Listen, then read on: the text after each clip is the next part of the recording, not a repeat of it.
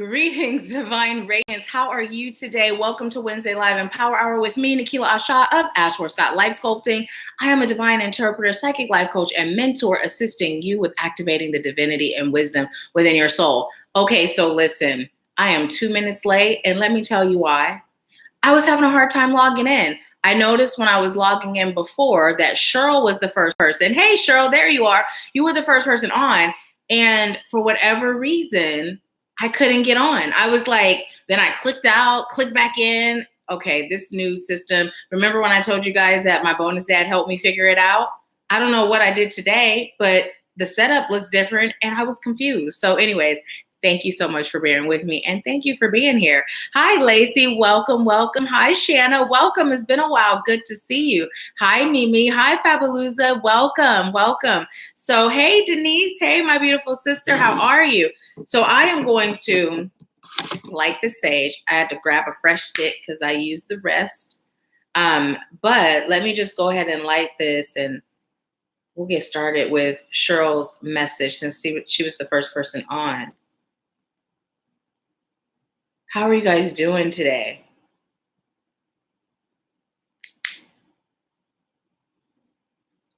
It is so nice and warm out here. Let me see what the temperature is right now.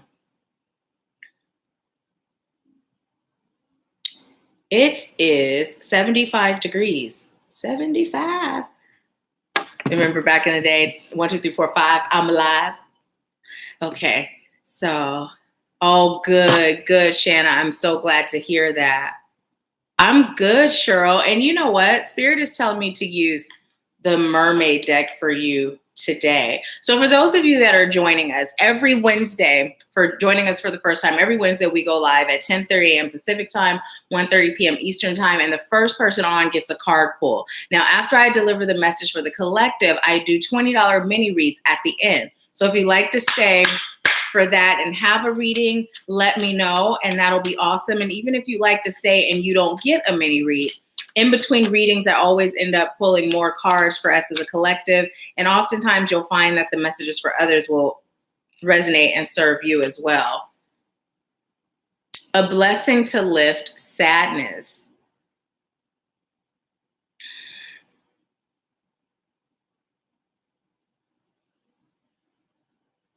So Cheryl, what I'm hearing is you are transforming and you have so much to offer.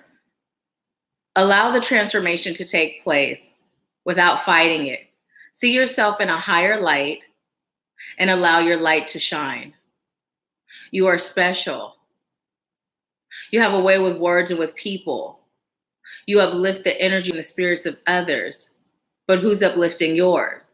It's time for you to dig deep within and give yourself that same energy that you so lovingly give to others. You deserve it. You're worthy. I'm hearing just like the butterfly has its cocoon, it's time for you to soar.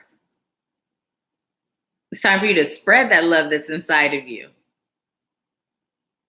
And just allow yourself to receive it in return. Not always being the giver, sometimes allowing yourself to receive too. Okay, and I just asked anything else and I was told, no, that's her message. So that is your message, Cheryl. Let me know how it resonates. And thank you for allowing me to serve you. Thank you. Hey, Mom, welcome, welcome. Hi, Phyllis, welcome. So you guys, I didn't share on Facebook that we were live. So would someone like to take the link and share it in the United Light Beings Awakening group? And if you would like to share it on your personal page, would someone do that as well?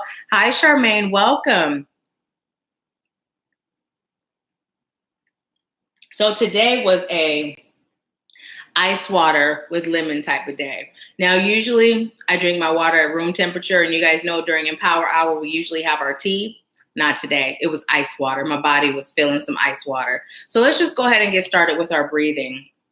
Thank you, Charmaine. I am. I feel a little hyper right now, like really hyper. I've been moving and shaking and woke up really early this morning, had a long conversation with my uncle, and then was talking to my mom. And so my energy feels like, so let me calm my energy down with the breathing with you all. So let's just go ahead and start with that. So what I'd like you to do is breathe in slow and deep through your nose, and you're going to visualize and feel yourself breathing in love and light. And then with every exhale out your mouth, just allow yourself to release all that's no longer serving you. If there's something specific that you're choosing to release, then on the exhale, you can focus on releasing that. Now, while you're breathing, I will be sending Reiki to your heart chakra and your solar plexus, but keep in mind that the Reiki is very intelligent, so it will travel wherever your soul calls for it to do so, okay? So let's just go ahead and start. Unless you're driving, go ahead and close your eyes and take slow, deep breaths, breathing in love and light through your nose. And releasing all that's not serving you through your mouth.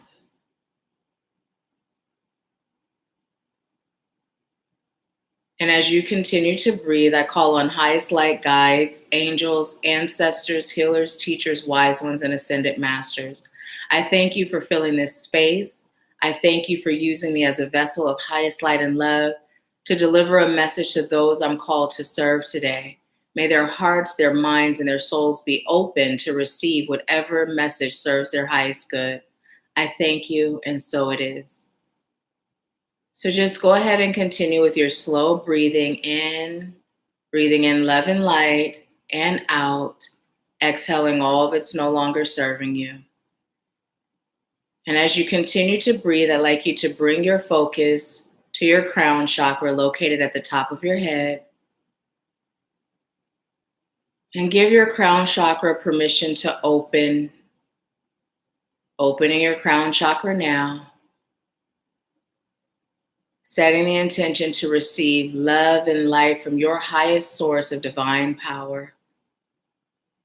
Feeling as that golden light energy pours in through your crown, traveling down to your third eye, extending out to your ear chakras, traveling down to your throat, your heart, traveling down to your solar plexus and your sacral, traveling down to your root chakra, and just feel that golden love energy from your divine source of highest light and love continue to travel down into your thighs, your knees, your legs. Feel it in your ankles and in your feet, noticing a tingling sensation at the sole of your feet. Give your feet permission to grow roots, growing those roots now as they travel to and penetrate the core of Mother Earth. And just taking a moment to send Mother Earth love energy, connecting to her heartbeat and bringing her divine energy up through those roots, traveling up through the soles of your feet, up to your root chakra, your sacral, your solar plexus, and your heart, traveling up to your throat, your ear chakras, and your third eye, and traveling up and out your crown. Just allow the energy of Mother Earth to connect to and intertwine with the energy of the divine source of highest light and love, and bringing in both energies together back in through your crown, setting the intention that this energy will travel throughout your entire cellular being, loosening and releasing all that's no longer serving you. With every inhale, you'll continue to breathe in love and light. And with every exhale, you'll continue to release what's no longer serving you throughout the rest of your day, and so it is. And when you're ready, just go ahead and open your eyes and let me know how you're feeling. Awesome. Cheryl said thank you, and it resonates. I'm glad, and you're so welcome. See, that calmed my energy. My energy was pretty high. I woke up really, really early this morning, and I got some meditating done, but I didn't go back to sleep. Then I got up and I had brunch because it wasn't breakfast time, but it wasn't quite lunch. And had a really good talk with my uncle and was on longer than I normally would have been on before I start getting ready.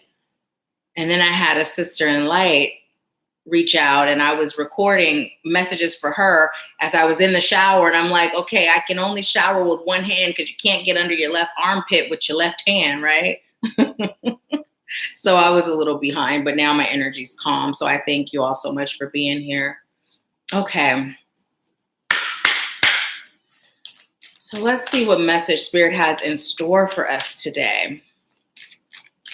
Highest light, guides, angels, ancestors, healers, teachers, wise ones, and ascended masters, helpful companions, all of highest light and love. What message do you have for us today that is going to assist us on our journey that is rooted in highest light, love, and truth?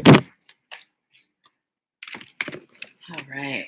And I'm being told to pull from the bottom.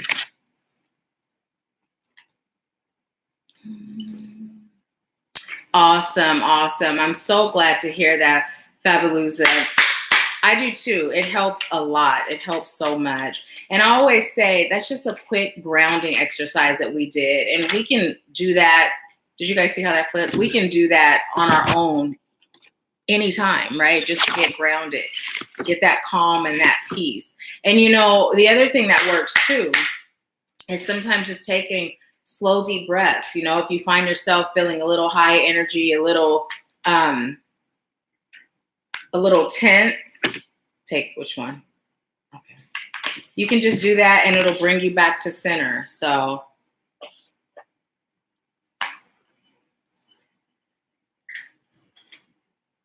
I was telling my uncle today, I can't wait to get in those mountains, you guys. So let me tell you something too. So I share with you all how my first sister, my mom and my bonus dad, how their cat peed on my couch, right? I just bought my couches in January. And so from the top, it turns out cat pee doesn't just come out, right? So they replaced my couch. Now, before I get into the cards, I'm going to share this with you because there's actually a huge lesson that came as far as Spirit testing you. So anyways, what ended up happening was, my mom and my bonus dad moved to the same complex as me, and it's new construction. So just like my place was delayed, theirs was too. Fortunately, theirs was only 3 days, but during that time, they stayed here. And so because their cat is old and she has 3 legs, she wasn't born that way, but she had cancer, so they removed one of her legs. And so anyways, my cat is young. Ganesh is young, strappy chat, So anyways, Tamar was not comfortable. She peed on the couch. So insurance didn't cover it. My insurance didn't cover it. And so we checked to see if my mom's would. And at first they told us no. The complex wasn't going to cover it either. So they told us no. And at first my mom's energy was like down because, she's investing this money for this couch, And so I said, Mom, Spirit is testing you. Like, this is where you have faith, because they just moved cross country too, right? And I said, this is where you have faith. You got to change your attitude, certain guys get to do it. So she changed her attitude. They go to the store because I'm like, I don't know when furniture stores are no longer essential. So can you take care of it now? Because if you wait, what if they shut it down and I'm stuck with this pee-pee couch? So anyways, they agreed, and they ended up getting military discount, and they were able to do 6 months, no interest. So she was so grateful, attitude totally different, right? And so because she had that gratitude, she gets a phone call from the insurance company, and they're like, that was misinformation. It is covered under liability. So Spirit showed up and showed out. And the reason why I'm sharing this with you all is because of the fact that when we are tested, our tests come in ways that would usually have us feeling like, and Spirit is testing us to see, are you going to have faith? Like, are you going to truly trust that you're going to be okay? Doesn't matter how much money you just spent, how much time you just spent. It doesn't matter what the circumstances look like. You can receive what serves your highest good to receive and what you desire to receive if you stay in that state of gratitude and knowing that Spirit has you and knowing that everything in your life that happens serves your highest good. So here's the thing. I'm sitting here because when I bought the furniture, right, the guy was attempting to sell me protection. And I told him, I said, okay, you can stop right there, right? I used to work in furniture sales as a sales manager and a salesperson. I see the value in this, but I'm psychic, so I check in with Spirit. That's what I'm doing. So he stopped talking to me. And then I was like, Spirit told me no. Now, the last couch I got, I burnt a hole in it from smudging on the couch, right? So I'm sitting here thinking, okay, Spirit, do I get it this time? Spirit said no. So when this happened, I'm sitting there like, Spirit told me not to get it. So I realized I was told not to get it because it was a test that my mom was to experience, right? In order for her to elevate and get her lesson. So it was just a beautiful thing, and it all worked out. So needless to say, the pee couch is now out on the patio, but because it's on the patio, I can't smell the pee. I've been working out there. I've been sitting out there meditating during the day and at night, and it's so comfortable and peaceful. So I just thought I'd share that with you, because as things are changing in your life, especially as you're elevating on your spiritual journey, you are going to be tested. You're going to be tested a lot. But if you can remember, everything that happens in my life serves my highest good. And no matter what it may look like or feel like, be in gratitude for that and understanding this is just going to grow me. It's just going to elevate me. Spirit's just testing me, right? Spirit's testing me. I got this. I know what to do. I'm going to pass it. I'm grateful. You know, there's no bad thing that can happen to me. Right? It's going to grow me and bless me. So yeah. Hey, Victoria, welcome. Hey, Natalie, how are you? I'm glad you're on. I was just talking about how I couldn't wash under, with one hand, but I was kind of able to get under here, but I decided I better use the other hand. But anyways, we have the magic of the Kohellan Druid. Caution, secrecy, wary. And I don't know why this mermaid is speaking to me today. So what is the message here?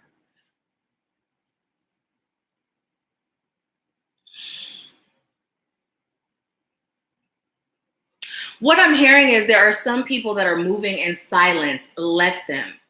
Don't take it personal. Don't internalize. I'm hearing everything or things.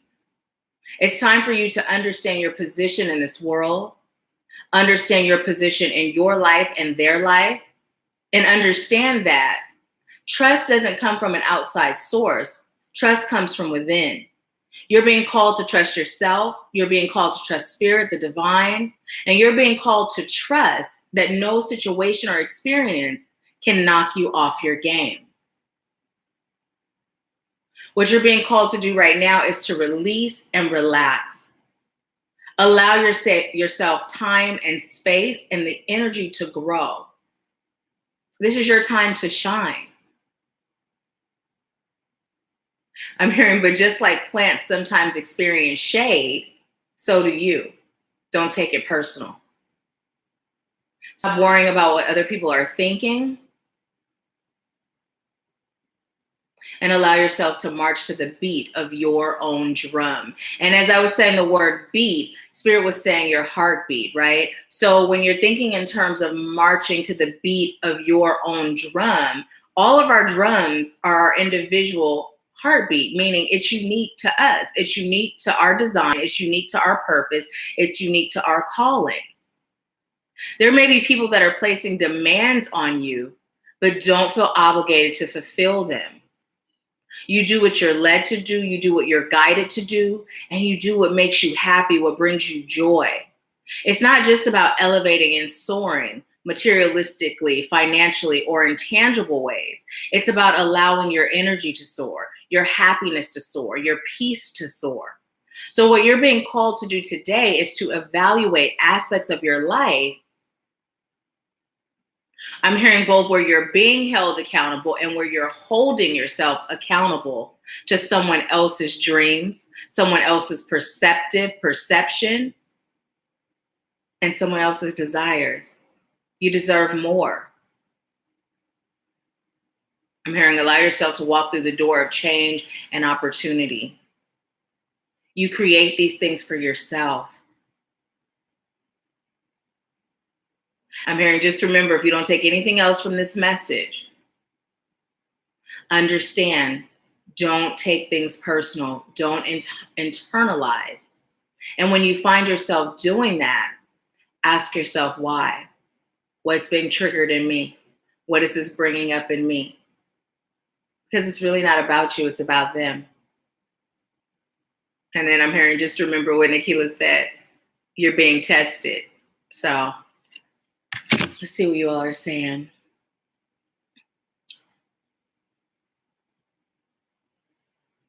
Shanna said, thank you for that, Nahkila. Oh, you're so welcome. Thank you, Shanna. Natalie said, I'm good. I'm listening to your messages and replying now, trying to listen to you on 2 different platforms. Shanna said, all right. Phil said, absolutely. Charmaine said, Nahkila, I paid for a mini read on PayPal. Okay, thank you so much, Charmaine. And when we get to that, let me know at that time if it's a general or you have a question. So our next card is honor the masculine, respecting men, embracing the masculine divine. And look at the number on here, 10. Now, you guys remember last week we were getting the balance card, and that card came up so many times. It came up in general readings I did. It came up during our Empower Hour. I believe it came up during our group session for the Activating You Mentorship. It came up even when I went live in the Facebook group. It came up a lot, right? But now what Spirit is telling us is honor the masculine, right? So what I'm hearing is oftentimes when we are finding ourselves, right? Or we are building our strength in who we are. Oftentimes, now I'm speaking to us ladies, us women, oftentimes what we realize is, number one, if we're with a partner, right? And our partner no longer resonates, we find ourselves kind of looking at the partner some kind of way. What Spirit is reminding us of is this: if you are on your journey and you are with a partner that is no longer resonating with you, right? It's not so much about looking at them sideways because they serve their purpose. It's about looking at them with gratitude, even if you're called to let them go, right? What you're called to do is reflect on how far you've come. Because remembering that that partner is a mere reflection of who you were, because you attract your vibrational match, right? Also, what I'm being told to tell you is, as you're looking back on your trauma, right? For some, your trauma may be associated with a masculine energy. And this is not just speaking of a male. This is speaking of energy of someone that was dominating over you, right? I'm being told to tell you to honor your experiences of your past, right?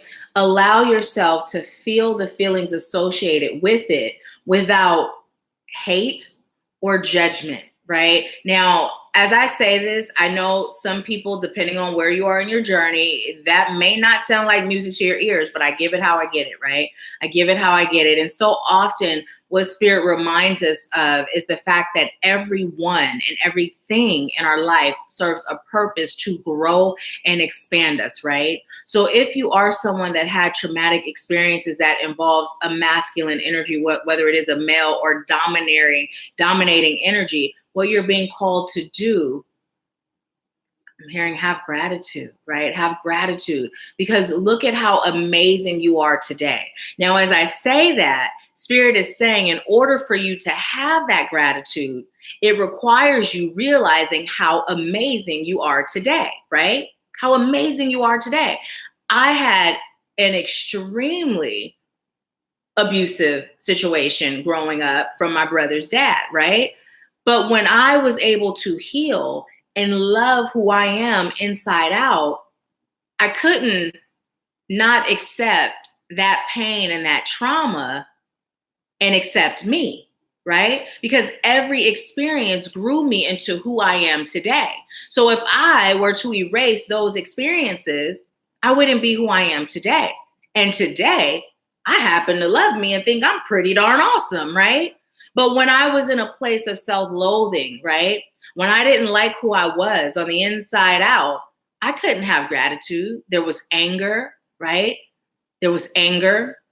At times, there was hate, right? And it was all a reflection of how I felt on the inside. Because what Spirit is reminding us of is this: everyone agrees to play a role in our lives to get us to where our soul is destined to be. Everyone can't be the hero or the friend. Some people got to play the role of the villain or the foe, right? So we're being called to,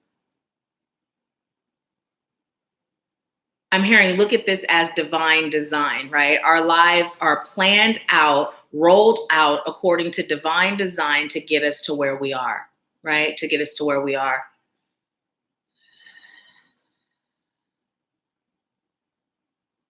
And I'm also being told to tell you, honor your masculine energy within, right? Now, honoring it, but still being in balance, right? In balance between the two energies, but honoring it. Also, I'm being told to tell you, when you're being called to move in silence, do it. Some of us, we have diarrhea at the mouth, and Spirit will say, do this, but keep it on the hush, and we can't hold it, you know? Spirit is saying, if you're being called to move in silence, do it, right? Do it. Now, a lot of times people will say, oh, don't tell people what you're doing because somebody may steal this, or someone may send you this, right? Daggers and energy, right? Now, that's not to say to be like that across the board, right? Only when Spirit is guiding you to be that way, right? Making sure you're protected. You're protecting yourself and your interests, right? And your life and your goals and everything you're creating when you're protecting. So you can move in confidence and in peace of knowing that you're protected and everything associated with you is protected, right? But when Spirit says move in silence, there's a reason, and you may not always understand it at first, but do it anyway. And I would venture to say, if Spirit's telling you to move in silence, you're one of those people that have a hard time doing it, which in itself could be a test, right? But when you pass, you'll get blessed. So do what Spirit says. Do what Spirit says. Let's see what y'all are saying. Awesome. Okay. Thank you so much, Phyllis. Phyllis said, I needed that. Well, cancel, delete, need. It just serves your highest good. It serves your highest good. And I am so grateful. Okay, you guys are buffering. Hey, Naya, welcome. Cheryl said, and they play the villain very well, too. Well, they have to in order for it to be believable and create real trauma, right? If they halfway did it, you know? So, yeah, I mean, that was tough for me when I got to that point of not just forgiveness, but to show gratitude, right? For my brother's father. Now, here's the thing. I spent a lot of my life not acknowledging that I was affected by the abuse, because I spent a lot of years feeling like by admitting I was affected, it made me weak, right? It somehow gave him power over me, right? So I pretended, I'd actually convinced myself that I wasn't affected. And as I matured and got older, I was able to say, that's an effect, right? That's directly associated with that, right? So first, I was to acknowledge it. You know, we play two different roles. Sometimes we play victim. Sometimes we play, I ain't worried about nothing. Nothing bothers me, right? Both are equally unhealthy, right? Both are equally unhealthy. I was the one who played that role that it doesn't bother me, right? But when I acknowledged it, then I found myself being more sensitive. I'm a Pisces. I'm sensitive by nature. My whole chart's in water. I'm super sensitive, right? But I felt being sensitive made me weak. So I spent years not being that way. And then I acknowledged I was affected. When I acknowledged it, I could feel it. Then I began to heal it. And as I healed, I understood. And I was able to forgive him. Now, I shared with some of you all how after he passed away, he recently passed away, I believe in November. And he came and he was attempting to talk to me. And he said he was sorry. And I forgave him. And he was attempting to keep talking to me. And I was like, listen, I said, I forgive you, but we ain't cool. You're not welcome here. Like, I forgive you. Now go. Right? Like, we're not about to do this. I don't like you, but I love you. Right? In that agape way. So yeah, we're being called to find that forgiveness through our healing, and then be in that place of gratitude. That's when you know that you're healed from it. When you can really be grateful for the experiences, right? For the experiences. Crazy. I know it sounds crazy, but trust me, it sets you free, completely free. So Fabulosa said, true story. I have been through this. I'm becoming better every day. And so it is. Shannon said, okay, move in silence. Victoria said, this is what I do. Natalie said, LMA, oh, yes, child, I'm hush, hush, I swear. Horizon Phoenix said, understanding is super important. Yes, it really is. And look, we got falling in love. And it says, kissing the divine in another, in yourself. And you know what? I'm hearing Selena. I'm not going to sing it for y'all. I know I'll be singing on here and your ears probably start bleeding, and they will really bleed if I attempt to sing I Could Fall in Love, but you guys know the song. You can sing it in your own head. But that's what's playing in my head right now.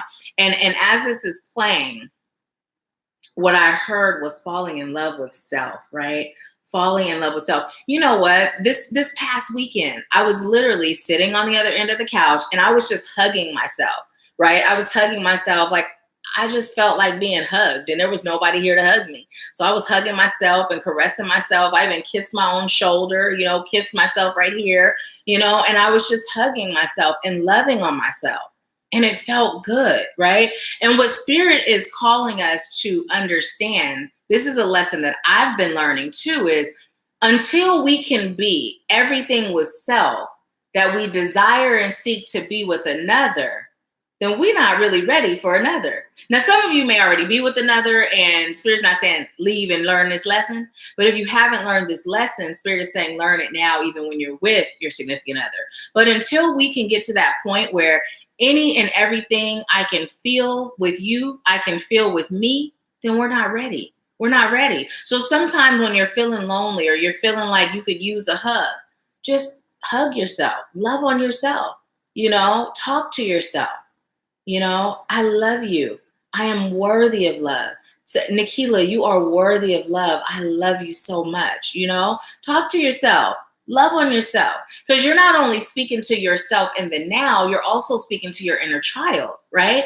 And whether or not you associate with having experienced trauma in your life, I can guarantee as a child, at some point in life, we felt that we weren't getting the amount of love that we desire 100% of the time, right? I know my mom used to work her butt off, right? And I used to hate for my mom to leave. She was a single mom. She worked a lot. I used to sit on her foot, wrap my legs and arms around her legs so she couldn't leave, and she'd be walking around carrying me on her foot. And then when she would leave, I would sit in her closet and I would smell her clothes and I would cry. Okay, always been a weirdo. But my mom wasn't doing anything neglectful. My mom was working, but as a child, all you know is, I want my mommy or I want my daddy, and they're not there, right? So there has been a point in time in all of our lives, whether we had major trauma or not, where we didn't always receive the love we desired when we desired to receive it. So this is why that self-love as an adult, that reassurance is so important. And don't be afraid to talk to yourself. I wonder why we've been taught that to talk to ourselves makes us crazy, right? Because it heals us, it helps us, it soothes us, it grows us, it comforts us, it empowers us, right? So talk to yourself a little bit. And I'm just gonna hold this picture up right here because it's so beautiful. And as I'm holding it, Spirit is reminding us about that feminine and masculine energy and intertwining the two and creating that balance, right? And also, as I'm holding it, what I'm being told is, for some of us, we may be in love with a significant other that has not awakened yet, right? Now, here's the thing. Whenever you're embarking or you're doing anything, allow Spirit to be your guide, right? Now, if Spirit has said that that is the one, you're being called to hold on, right? Hold on. This doesn't mean that you're holding on in the 3D and you're putting up with crap that they put you through because they haven't healed yet, right? What it means is energetically, right? And when you're holding on, it doesn't mean that it's taking up all the space in your mind. It means that energetically, I'm holding on. I love you from this 5D perspective, right? But now I'm going to go and do me, and I'm going to let you do you, right? But energetically, I'm still loving you. I'm still holding on, right? I haven't cut you loose. I'm just giving you the space and time to grow while I keep growing me. So, and that may be very specific. That may not be for everyone. So take it as it applies. Let's see what y'all are saying. Rising Phoenix said, go ahead and sing it. Listen, even in my mind, I couldn't get those notes right. Now, usually I'll sing for y'all, but yeah, that one, I was like, I better not. I would like for you guys to be able to hear the rest of the message. Oh my goodness. Shannon said, I hear that. I'm working on that. Yes, yes, yes. Yvette. Hi, Yvette. Welcome. Yvette said, your story about your brother's dad really resonates with me. I have to get to that point of gratitude with my father. Thank you for sharing. You are so welcome. And you know what? You don't have to. You get to choose to, and it definitely serves your highest good to do so.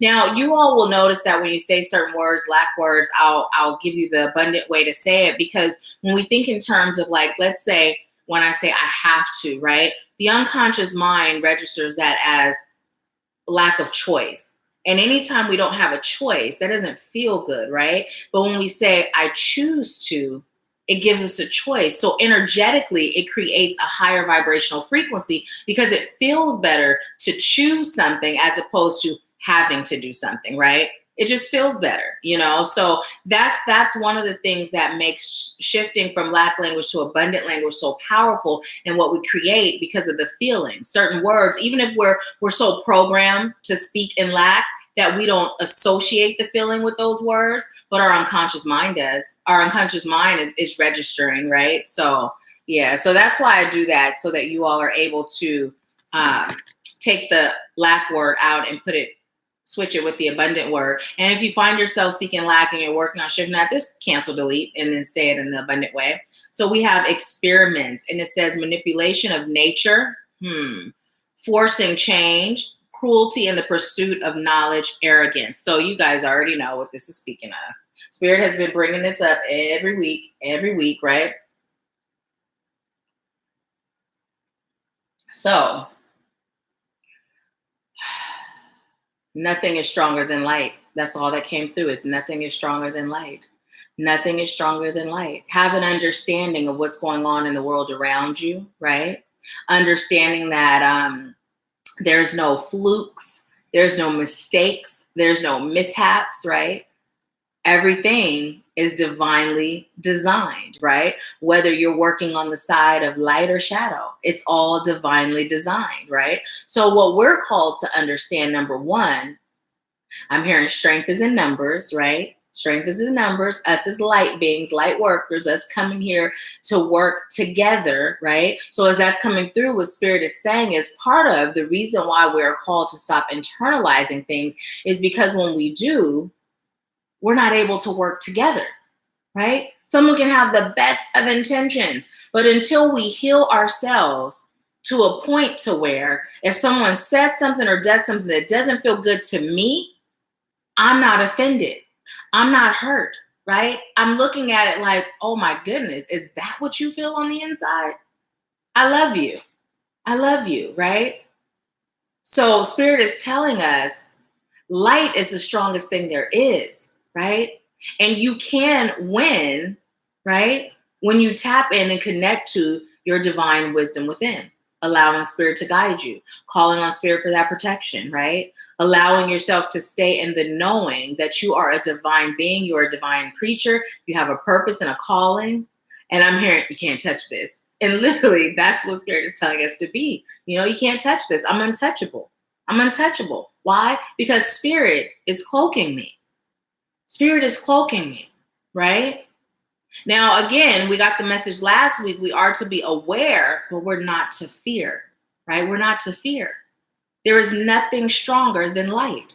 So if you are up on your light game, right? Bringing your light game, A game, and you're meditating. If you pray, you're praying. If you, you're protecting, right? Now, protection is so important. It's so important. It's not just to protect you from enemies throwing energetic daggers, but it protects you against everything that does not serve your highest good, if that's the intention that you're setting when you're protecting. It protects you from psychic attacks. Those are real too, you know? So Spirit is telling us to,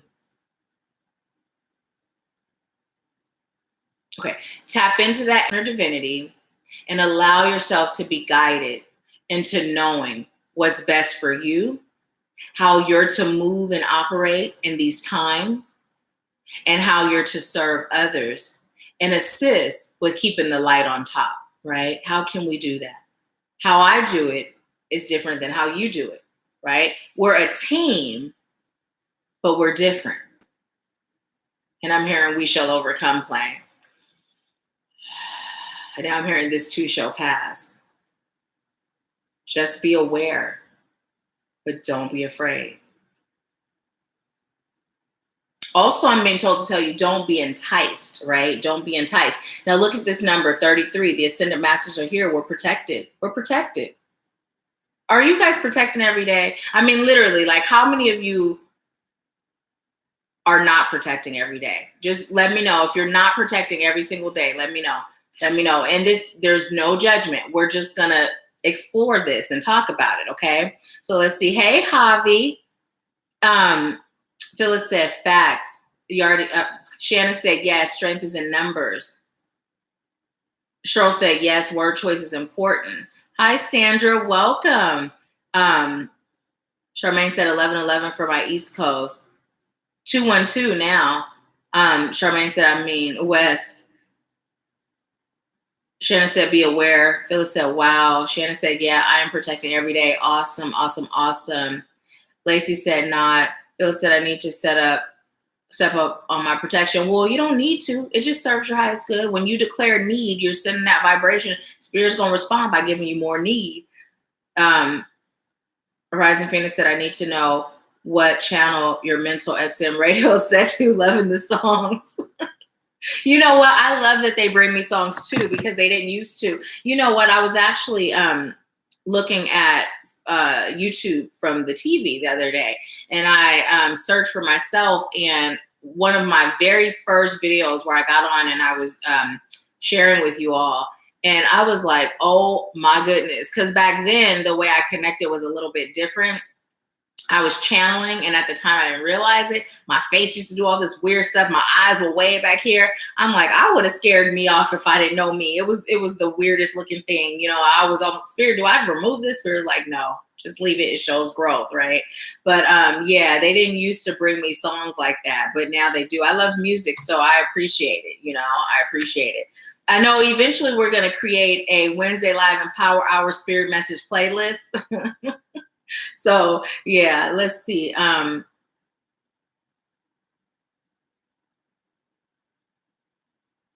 Hey Pat, welcome. My mom said I protect daily. Pat said no, I'm not protecting daily. Victoria said protecting physically and psychically. Yes, yes. Javi said, do you have a Wednesday Live and Power Hour playlist? No, but we were talking about creating one last week. So I'm going to start with Lacey. Lacey, why aren't you protecting every day? I'm going to ask you all together. You can give me your answers as they come. Why aren't you protecting every day? Those of you that are not Lacey, Pat, Phyllis, why aren't you protecting every day? The fact that protection serves your highest good, right? What is it that's stopping you from doing it? And let me know, because let's discuss it. Let's get to the root of it so we can get over it and we can start doing it. Because here's the thing, Naya, why aren't you protecting every day? Hi, Dynelle. Dynelle said I do every night before bed still. Awesome, awesome. I haven't seen you on in so long, and I'm really glad you're here. So here's one of the things that happens, right? As you begin to become more spiritually aware, right? More spiritually intentional, right? More intentional about what it is that you're choosing to do and how you're choosing to serve.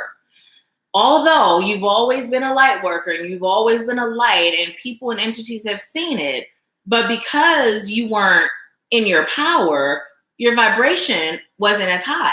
Once that vibration starts to elevate, it's like a moth to a flame, right? So it's so important.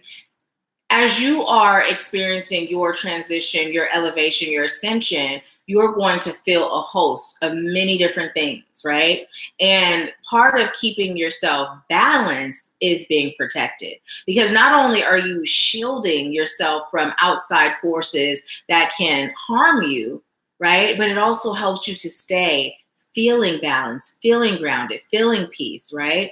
So when we think in terms of knowing that it's something that serves our highest good, what part within stops us from doing it, right? That's the thing to explore and ask yourself, right? What is going on within that's preventing you from doing it daily? Because literally protection can be just as quick as that exercise we do with our breathing. It can be even quicker. Now, I happen to do the chakras on my feet, the root, the sacral, the solar plexus, heart, throat, third eye, ears, crown, and then up.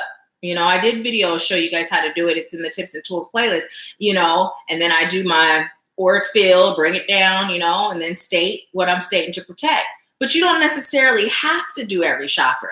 I choose to, because I'm choosing to, release anything that may be clogging or blocking or have attached to my energy centers, right? But you can simply take your sage and just do whatever you feel led to do, and then put up that auric field bubble, with the reflective shield, and state what you state and call it a day. It's a really quick process, so it's not a timing of it all, right? If it's a memory thing, you can set a reminder, a daily reminder on your calendar. There's ways to overcome it so it's internal. So what if I were to ask you, why are you not doing it when you know it serves your highest good?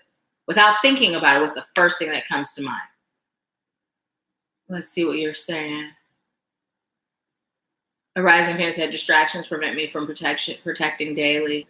And what types of distractions? What types of things? Charmaine said, I say a prayer, but is that enough? And expressing gratitude. But when it comes to cleansing, not that much. So when I say protecting, I put the cleansing and the actual protection exercise, I combine them as being one, right? Because the thing is, when we cleanse, we're releasing any energies that may not serve our highest good, that may have attached. Whereas if we just protect, if there's attachments, then what we're doing is we're sealing them right in there with us, right? We may be protected against more external, but whatever's there that doesn't belong is still attached, right? So if you haven't looked at that video, it was from a few weeks ago. I was in the big old red 1X sweatsuit outside doing the exercise. So check it out. And I would say, adding it to your daily, because I'm hearing you deserve it, but it's also essential. It's essential.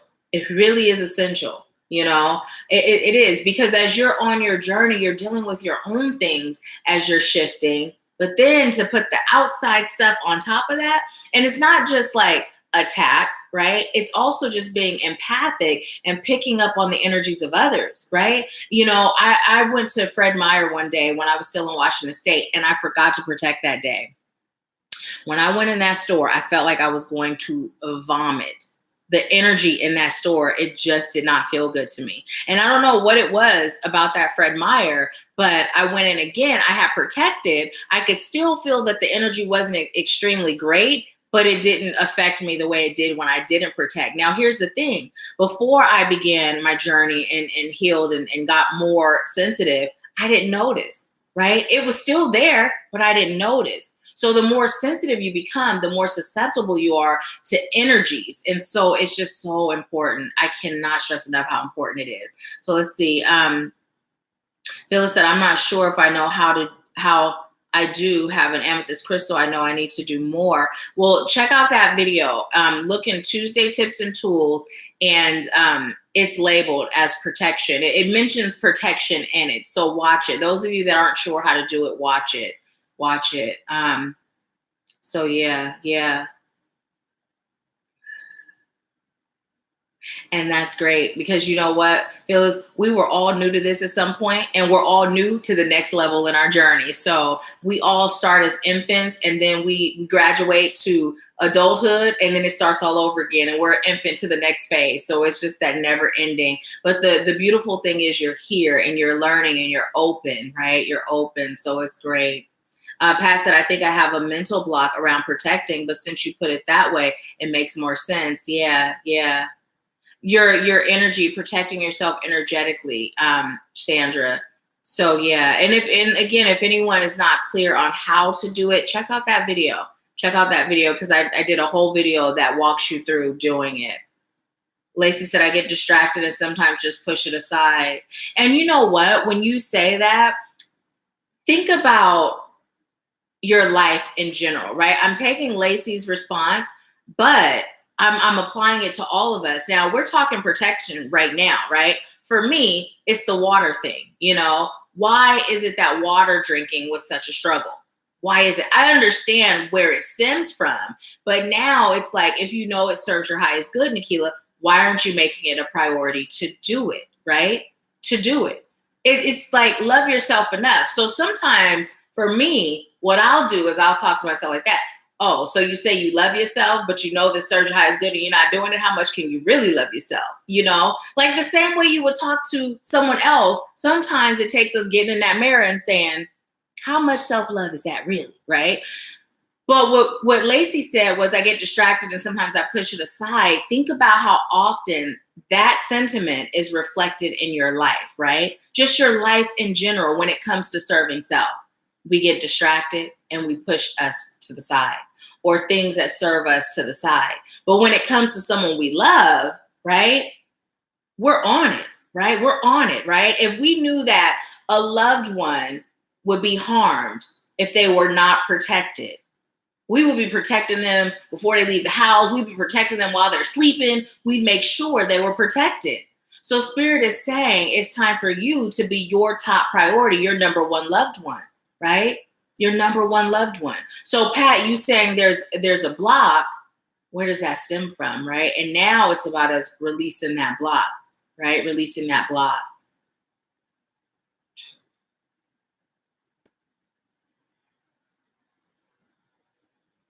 So what I'm hearing is some people believe it just can't happen to me, and some people believe or fear the greatness, right? So when that's coming through, what Spirit is saying is oftentimes when we start acknowledging, I am a light worker, I do have a purpose, I do have a calling, right? With this comes responsibility, right? To myself and to those I'm called to serve. But if I just pretend like, I'm just living life how I've always lived it, it doesn't really seem real, right? Sometimes it stems from past life experiences where we were totally connected to who we were as spiritual beings and what our purpose and calling was. Then we brought it here and now. So again, last week we talked about calling in the fragmented pieces of our souls. Do that, call in the fragmented pieces of your souls. Let yourself know, your soul know that it is safe for you to shine. It is safe for you to be who you are. It is safe for you to be the bright, brilliant light worker that you came here to be, right? Now, as I'm saying this, if this resonates with you, then this is for you. If it doesn't, then it's not, right? It's not. So, Dynelle said, you sharing your routine reminds me just how often throughout the day I actually do protect that I take for granted. I do it all the time without even realizing it.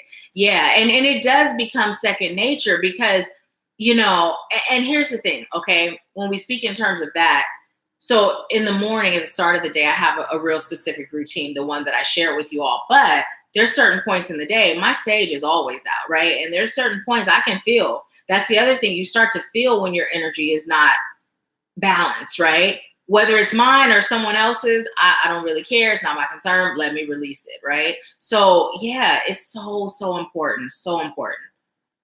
And Spirit is bringing up again when we were receiving the message to get familiar with our own energy so that we're aware when there's outside energies, right?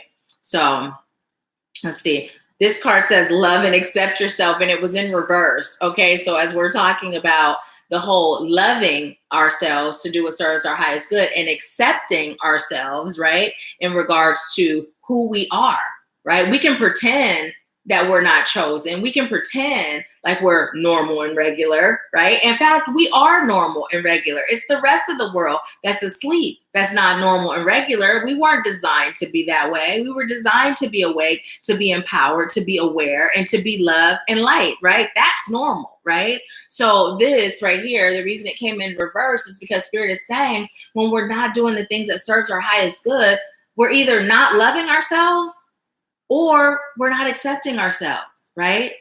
And if we love ourselves, we accept ourselves, right? They go hand in hand. So what does it say? It says, thank you, angels, for lovingly guiding me to self-acceptance. And let me see what y'all are saying. Phyllis said, I've been drinking more water. Good. Me too. Me too. I took away the whole pressure of the gallon, and I've just been committing to at least 8 of these a day. And if I do more, great, but at least 8. And you know what I also found with water? When I put strawberries in it and lemon with no sugar, if you put it in the refrigerator, next day, it literally tastes like strawberry lemonade. Let's see. Naya said, I've been wanting to feel different energies on purpose, good, bad, and ugly. My guides have been talking me through what these energies are. I'm letting them lead my meditation lately. They so cancel leave warning, you've been choosing it. And that's fine, because here's the thing, especially since you're doing that, it's important that you're protecting, right? It's important that you're protecting. If you're choosing that and your guides have led you into doing that, I would say understanding what the purpose is prior to, since you've already started finding what is the purpose, you know, why are you being guided to do that, right? But still protecting, because if you're opening yourself up to feel other energies, it's even more important that you're protected, right? Because oftentimes, for me personally, I don't allow anything that's not of highest light and love in my space, my home, my energetic space. It's just not welcome, period, you know, but I'm not called to allow it to be. So if you're called to feel different energies, then definitely protect. Now, with that being said, it's not that protecting will prevent a person from feeling, it just prevents them from being able to be successful at attacks, you know, or takeovers or a bunch of other stuff that could knock you out of the way and have you operating on a whole different frequency, right? So let's see.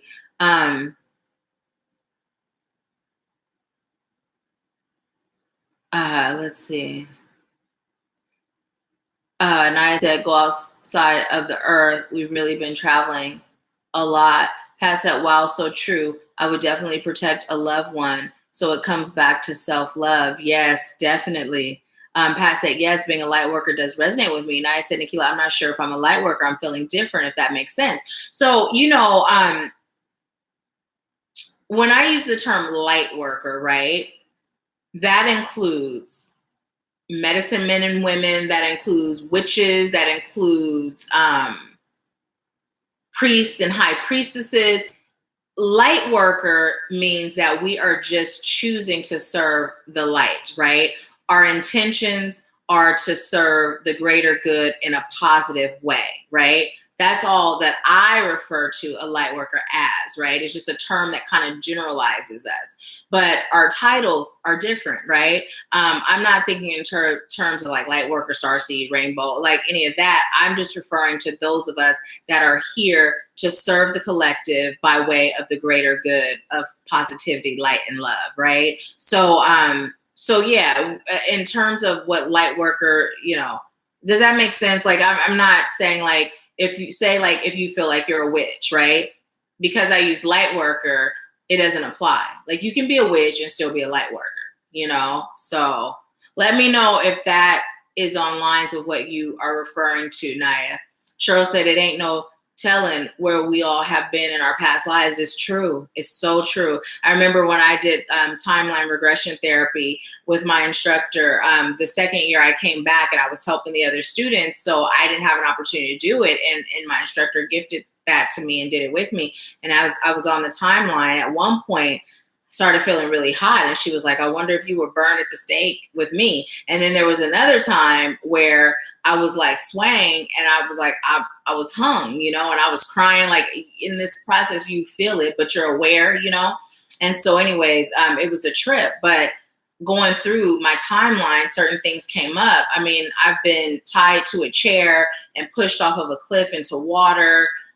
Yeah, I was one of the witches that was a part of the Salem witch hunt. Like, we have experienced so many different things. And I know if I were to go even deeper in who I've been, there will be even more traumatic experiences that I've witnessed and experienced. And I'm sure it's the same for you, all of you as well, you know. But again, these things are the things that grow us and make us stronger. And now we're in a time where it's safe to shine, you know, it's okay to shine, and our light is necessary, right? So yeah. Let's see. Lacey said, I love everything you're saying. Thank you. You're so welcome, Lacey. Thank you. Pat said, powerful. I think I definitely need to accept myself and my calling more. Well, you don't need to, but it serves your highest good. Phyllis said, Pat, yes. Pat said, I know I'm an empath and outside energies do affect me. So now I see the reason for protection. Yes. Okay, Cheryl says start drinking water without diluting it with something. Okay, because you know what? That water, I did squirt a little bit of lemon in it. Yeah, so thank you for that message, Cheryl. Naya said, thank you, Nahkila, you're welcome. So that clears it up. Yeah, because I know sometimes when the term light worker is used, it's like, You know, I'm a star seed, I'm a light worker, I'm a Blu-ray, I'm crystal, I'm all these things. But for me, it's just summing up that we are working as a unit. Because in terms of what I am, Spirit told me what I am, and it's not even something that I read in a book. I got that book that Doreen Virtue wrote, and it tells you like the different things, and I'm like, I resonate with all of these, you know. And so anyways, it's not that, like, light worker is just like, we're serving the light, we're here to serve a greater purpose that relates to the greater good in a positive way. And you definitely do that. You do that for sure. So so this is unconditional love, the Divine Mother. Thank you, Divine Mother, for helping me to give and receive the love I deserve. So look, Spirit is bringing us to that love of self, that self-love, right? That self-love. Without it, what do we have, right? Without self-love, what do we have? If I don't love me, I'm not going to do the things that serve my greater good, right? I'm going to self-sabotage. I'm going to push good things away. I'm going to embrace the things that make me feel like what I feel worthy of, right? But when I love me, I know that I'm worthy of the best. It's not to say, you know, choosing the best for me is always easy in terms of what my mind may think serves me. My mind may think this is best for me. And then when I realize it's not, it may hurt a little bit. You know, it may take some extra effort, but the thing is that self-love won't let me stop until I reach a point of existing in what serves me, right? What serves my highest good, because I know that I'm worthy. I know that I deserve it, right? And I don't feel guilty for putting me first, right? I don't feel guilty for taking care of me. So it's important. And as I was saying that, Spirit was reminding me of something that was coming through when Dynelle was saying how often that she protects. And it reminds me of when I had spoke to one of my mentors. At one point, I was experiencing attacks from individuals, like psychic and spiritual attacks. And so I was like, I just cloak myself in invisibility. You know, I make myself invisible. I set the intention each day. I visualize I have on this cloak. And once it's on, I'm not seen by any forces or energies that are not of light and love, right? And she's like, yeah, that's fine. You can do that. But protecting every day, you know, is necessary, because by doing that, I still cloak myself, right? But by doing that, it makes it stronger, you know, it makes it stronger. So it would be important, very much so. So we have count your blessings. Thank you, universe and angels, for the blessings in my life. Ooh, ooh, ooh, ooh. I just heard write down 10 things that you're grateful for, no matter what. And then no matter what was coming through us, no matter what's going on in life, what are 10 things? Yeah, Spirit is like pulling it about you, because you could say 3. It's really easy to do 3, but Spirit said 10. 10 things. And look, we have the number 10 here. So 10 things that you're grateful for, no matter what.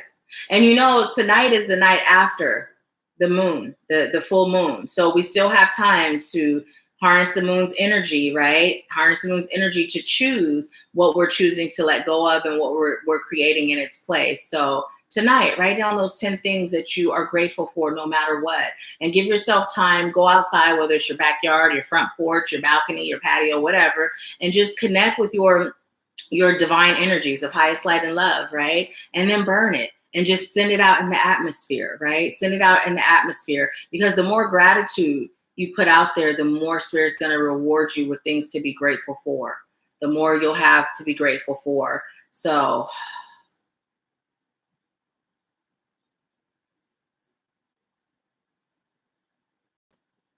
I was reading this. I don't know if you guys can see, it says for God, for love, right? And then what I heard was for self. If that's not on your list, don't put it just because I said it. Like, if it's not authentically on your list, I just heard you have work to do. You have work to do. How often do we say, I'm grateful for me? Look in the mirror and tell yourself, I am so grateful for you. You are so amazing. Look how much you've overcome. And you've never turned your back on me. You've always motivated me to keep going, right? Thank your legs. I'm so grateful that at times you had a whole lot of weight to carry and you didn't fail me, right? You know, thank your feet. Thank your toes, your fingers, your lips, your eyes. You know, how often I'm grateful for my nostrils, that I'm able to inhale love and light and air, right? How often do we just show gratitude for us? For us. There's a lot of people that experience things equal to, greater than, and less than what we've experienced who decided not to keep going, right? But you continue to keep going. You continue to keep growing. You continue to elevate and be more and be greater and do good, right? So it's time that we start. Okay, Spirit said no, just the last card. Clearly the deck was upside down. But it says the waiting game. So what I just heard is as you wait, create, and grow. As you wait, create, and grow. So this is definitely speaking to this downtime that we have. You know, we can sit around and complain and we can sit around and be angry. But Spirit is saying, as you wait, create, and grow. This is your opportunity to tap in deeper, to connect deeper. You know, all that hustle and bustle for some of us has slowed down, right? So if that hustle and bustle has slowed down, now you have more time to meditate. Now you have more time to explore your inner workings. You have more time to get in touch with the things that were blocking you or hindering you from elevating and growing, right? So allow yourself to take this time to grow, right? I'm hearing time is of the essence because it helps you to connect with yours. It'll help you to connect with your true self, your true being, your true energy, and I'm also hearing your true mastery. Now's the time to find you, right? To find you. And you know, some may say, well, I'm not lost, right? But just like I was saying to Phyllis, we are all infants to each level of our elevation, right? So you may be embarking on that next level where now you're finding yourself all over again, right? That version of you. So, and we have deception and envy. This has come up a lot, right? So what Spirit is saying is today, it's come up a lot in different ways. Spirit is saying, take self-inventory, right? Of yourself and those around you, right? Those around you. And then act and move accordingly, right? People's true colors will come out. I'm hearing their fangs will come out. And just remember not to internalize. Don't be afraid to let go of what's no longer serving you. Don't be afraid to let go of what's, I'm hearing, bringing you down, holding you down, and I'm also hearing keeping you down. Okay, and now Spirit is telling me to go deeper into that because we understand that no one or nothing can really keep us down, but what Spirit is referring to is your energy, right? If you have people in your midst or situations in your midst that brings your energy down, it's time for you to release that so that you can stop giving it permission to control your energy or control your life. And I'm even hearing your lifestyle, right? Now we got destiny. And this card did come in upside down. And Spirit said, this is the one that I am to read in reverse. I'm hearing for some of you, it's time for you to rework your calling. And what that means is you had an idea, a specific idea on how you were to serve, on how you were to show up, right? And at that time, that's what you were called to do. That's what you were called to be. That's how you were called to move and operate. But now, for some, this time is for you to reroute. Reroute as in be re-guided, right? Because now, here's another phase. And sometimes a new phase requires a new you, right? What worked for you yesterday may not work for you today or tomorrow, right? So Spirit is saying, now it's time to connect and ask those questions about your destiny, about your calling, about why you're here. You will receive. And when you do, be courageous enough to move, right? To move. No matter how much time you've invested into who you were or what you were building, no matter how much energy in every form, right? The one that tends to be a huge major block for us is that money energy, right? Let's take away that power. It's just an energy and there's an infinite supply. No matter how much of that you've invested, if Spirit says it's time to reroute, Make that change, right? Make that change. Okay, let me see what you all are saying. Phyllis says, Spirit is speaking. Shannon said, wow, I have said that. Arising Phoenix said, I wanted to see the moon so bad last night, but my spirit forced me to stay away from the windows and not look at the moon. It was strange. My spirit said something about the moon collecting things. Well, I'm glad you listen to your spirit, because we don't always know why, right? We don't always know why. And it may not have been the same, direction or calling for another, but for you, clearly there was a reason. So it's good that you listen. But even if you aren't in the moon, right, then you can still utilize its energy inside. But also when you have a feeling like that, it's okay to say, okay, I'm going to listen, but why am I being called to do this or to not do this, right? Why am I being called to move in this way? And you'll get your answer. Or even with the collecting things, not having clarity on that, you can ask, well, what does that mean? What do you mean by the moon's collecting things? Explain that to me, So Shannon said, I have never said grateful for me. Most of us haven't, right? And that's like so strange that it's so common that we don't usually say, I'm grateful for me. Because we don't usually think, we're always go, go, go. We don't usually think in terms of, I'm doing a lot just by being, right? Just by existing, by pushing through, right? By showing up every day. So yeah, the Spirit is saying, let's thank us. Let's thank us for us.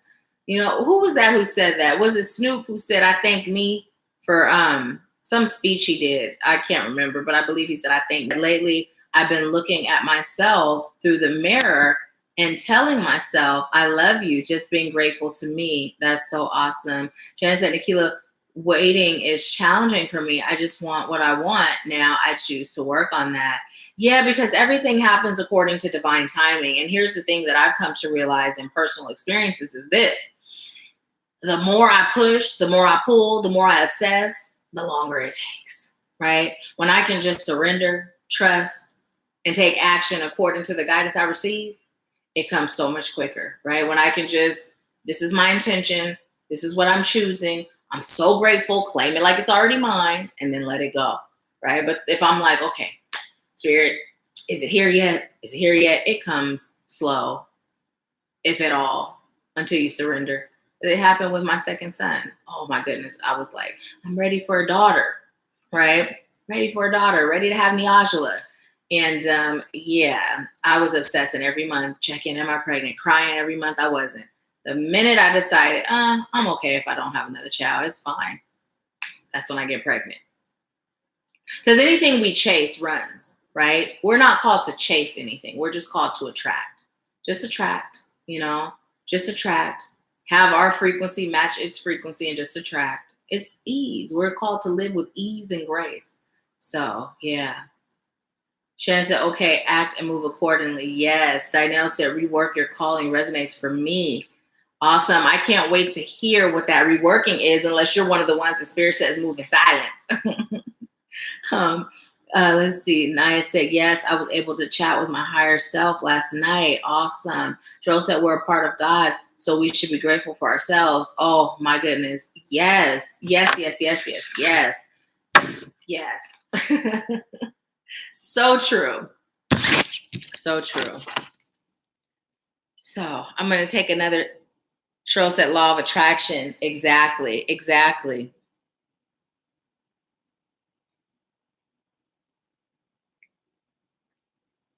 Okay, so, and let me just show you guys this little candle. This thing smells so good. Can you see? It's lavender lemonade. Oh my goodness. This candle smells so good. And it's a soy candle. So I don't know if you're anything like me, but while the wax is still, I like to rub it on my hands when it smells good. But yeah, so okay, that is our message for Empower Hour. I am so grateful that you all have allowed me to serve you, but we are going to continue with the mini readings. And again, whether you're getting one or not, it is fine. I recommend staying on and again, I pull cards in between readings. So, and we have 15 people on and 11 likes. If you have not liked the video, if it resonated in any way, please take a time out and go ahead and like the video. And also Monday is when Jillian and I are getting together with other healers, and we are doing the Reiki, the energy, love, light share. We're sending love and healing to Mother Earth and to the collective. And you can join us. You can actually be on to give the healing energy, or you can be on to receive, or you can do both. Like at some moments you may be giving it, and then you may stop and just receive. But it's actually going to be an event that takes place on Zoom. We are going to record it, so if you aren't able to attend live, you will be able to receive the energy still. Also, if you are on live but you like to go back and tap back into that energy, you'll be able to do it over and over again. So I'm really excited about that. It's a free event, so join us. When you go, I created an event on Facebook. I'll also share the link here. If you select going, make sure you click the link in the description of the event so that you can actually register, because the Zoom access link will be emailed to you. So after you register, you'll receive a confirmation email. And when you confirm, then the Zoom link will be emailed to you. So yeah.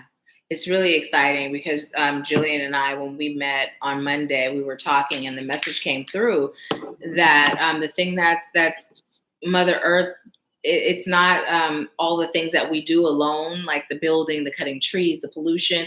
It's the lack of love. And I shared this with you all before, but I was one of those people that thought, oh, Mother Earth can just take it all, as far as what the energy that we kind of dump on her. And she can take it, but that love is what balances out her ability to receive the energy we're dumping. And how often do we say, I'm literally sending Mother Earth love? I know a few of you on probably do that, right? I'm pretty sure, Dynelle, you may do that. But as a collective, I know I wasn't doing that. I'm more sending love and light to the collective, healing to the collective. But I never just stopped to focus on Mother Earth, And now I'm just like, to me, it's weird I never did that. But you don't know what you don't know till you don't know it. So, yeah. Yeah. Oh, you are so welcome. Thank you. Oh, you're so welcome, Natalie. So welcome, Dynelle. Thank you both. You're welcome, Cheryl. Thank you. I know. It's so good. It's so good. I was like, I bought a pineapple, sage, and I believe eucalyptus is the last scent. I don't even know. Maybe that's not the last scent, but I know it was pineapple and sage, because I like to keep white candles on the stand by the door, because when you burn white candles as people are entering your home, it helps to combat some of their energy that may enter your home, right? So I do that. And so I got it to go there. But when I smelled that, I was like, oh my goodness. I went on Target.com and I ordered me some more, and the big ones, because that's a scent that I plan to keep around. So yeah. Yes. Yes, Cheryl said Mother Earth has been beautiful. Or Mother Earth has been wonderful to us. And Phyllis said Mother Earth is beautiful. You're so welcome. Thank you, Phyllis. Thank you, Fabulosa. Yes, Cheryl said, I thank God for this beautiful planet. Awesome. Now I said, going to the park. Talk to you soon. I'll check back too to see if you left me any messages. I'll do that after. Yeah, I do too. But I did not know that lavender and lemonade smell so good together. And it's not lemon, like lemon has a different scent. This is just a beautiful mixture. I actually really love it. Yeah, it is. In my bathroom, I have a lavender candle that I burn when I'm taking my sacred baths. So yeah.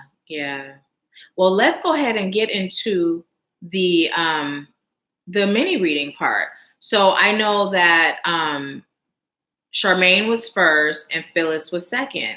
So if there's anyone else on, let me know. But let's start with Charmaine. Charmaine, were you doing a general reading today, or were you doing a question? And for those of you that are interested, I will share.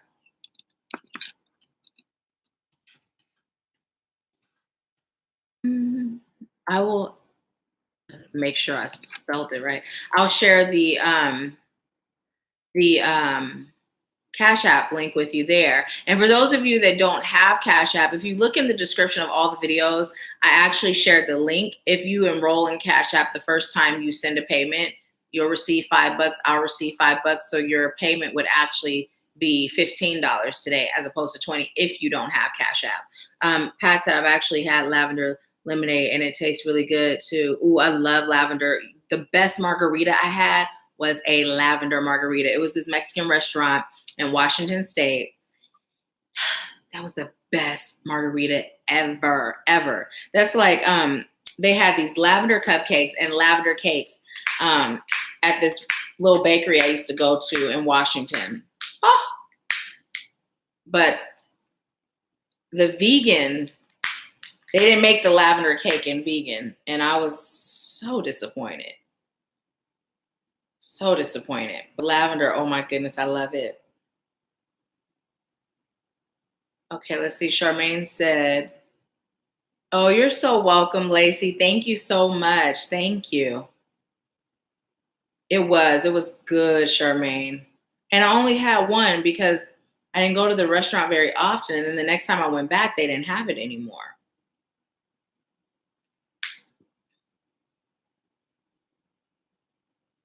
Okay, awesome. Thank you, Rising Phoenix. And you know what? I know who you are, and I know you told me your name, but then I haven't seen you in a while, and I forgot your name. Who are you? Okay, Charmaine said, I feel I have hit a stagnant energy, but not a bad stagnant is what I am also feeling. I have been focusing on astrology more, but is there something else that is calling my focus that I am not seeing? Okay, Spirit.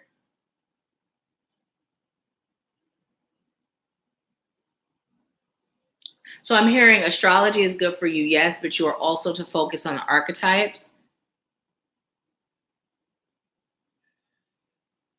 I'm hearing you're also to focus on runes and Reiki. And you're also to focus on improving self in a deeper way. Focus on the runes first, then get into the archetypes, then into the Reiki. Don't attempt to do it all at once. Allow yourself room and space to grow within each thing. There will be more later, but this is your starting point. I also heard your stepping point. You're doing a great job, so just don't overthink it. I'm being told to tell you also to focus on teaching your son how to protect. And you can make it fun. So as I'm saying that, literally watch that video, Charmaine. Watch that video because there's more to protection that you're not doing, that you're being required to do in order for you to be fully protected. I'm hearing at your grandest and your greatest capacity. This is the second time hair has come up, but Spirit is saying, let your hair down and brush it. I'm going to look up the symbol, what brushing the hair symbolizes, because this is the second time it's come up for someone else, though.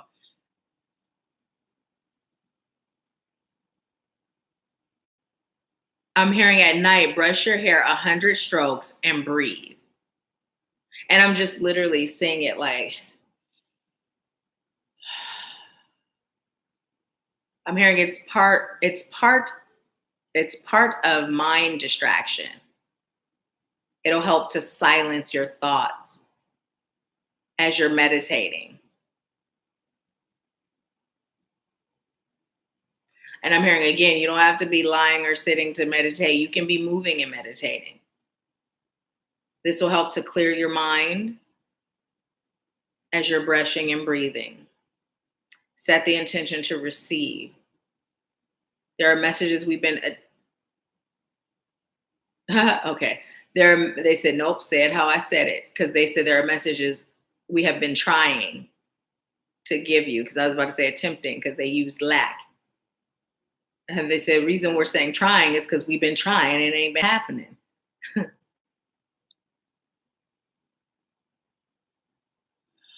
You've been overthinking a bit. Really, it's about slowing down and relaxing, allowing yourself to receive, knowing you're going to receive, trusting that you receive.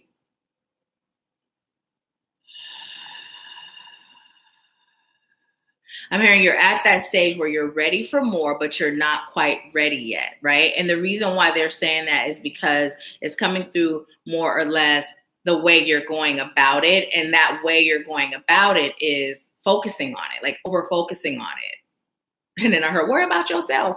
So what they're telling you to do is just continue to focus on your healing, continue to focus. I'm even hearing on your breathing, right? Continue to focus on your inside parts. Okay, I'm really feeling like the guides today are being funny because they literally said it like that movie Beloved, focus on your inside parts. But they mean your internal self, right? They don't mean what she meant. They just mean your internal self, your soul, your evolution, your growth, right? Without obsessing on steps and procedures, right?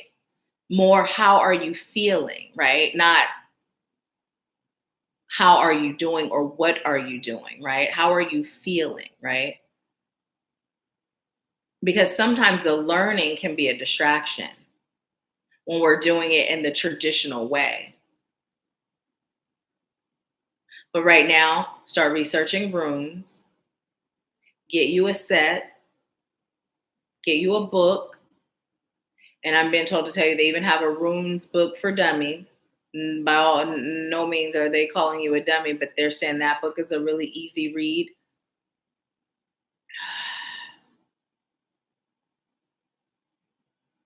Allow yourself to be guided. I mean, the next thing you know, you're going to be receiving messages from the stars and from your runes. Also, the stars carry messages for you. So when you go outside at night, look up to the sky and just connect with the stars' energy.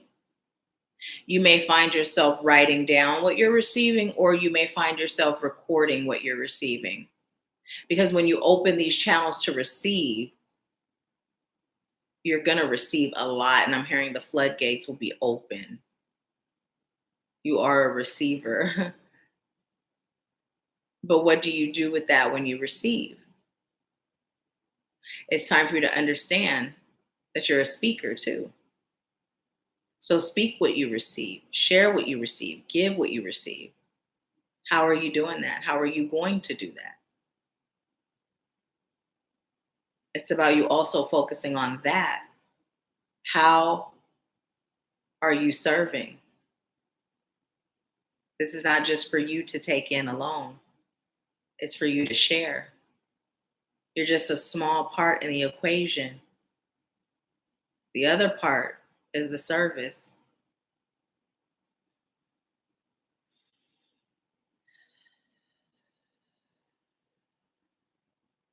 And then I asked anything else, and I was told to tell her, and then they started singing the song Ain't No Sunshine When She's Gone.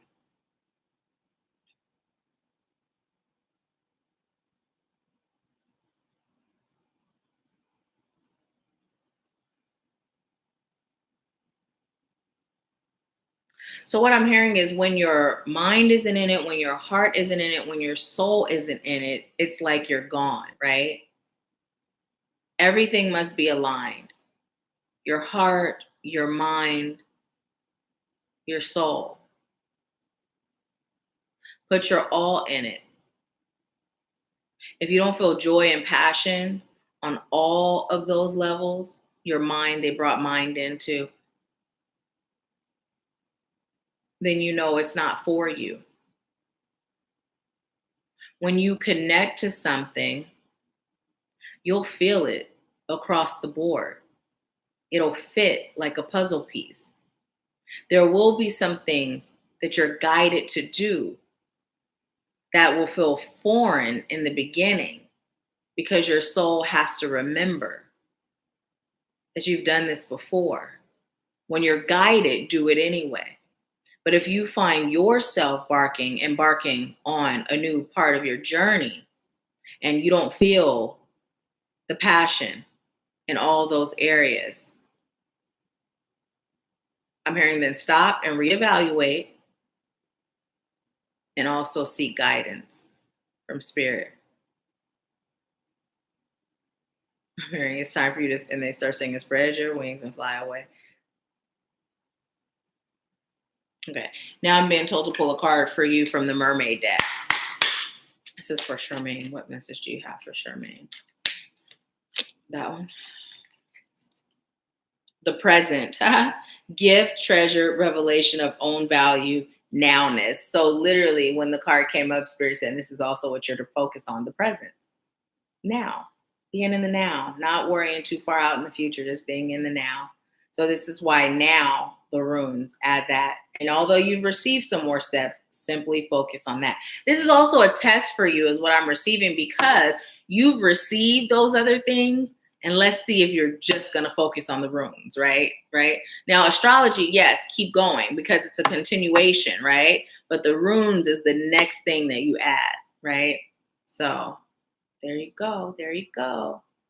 And that's all that I'm getting for you, Charmaine. So let me know how that resonates. And thank you so much for allowing me to serve you. Let's see what you said.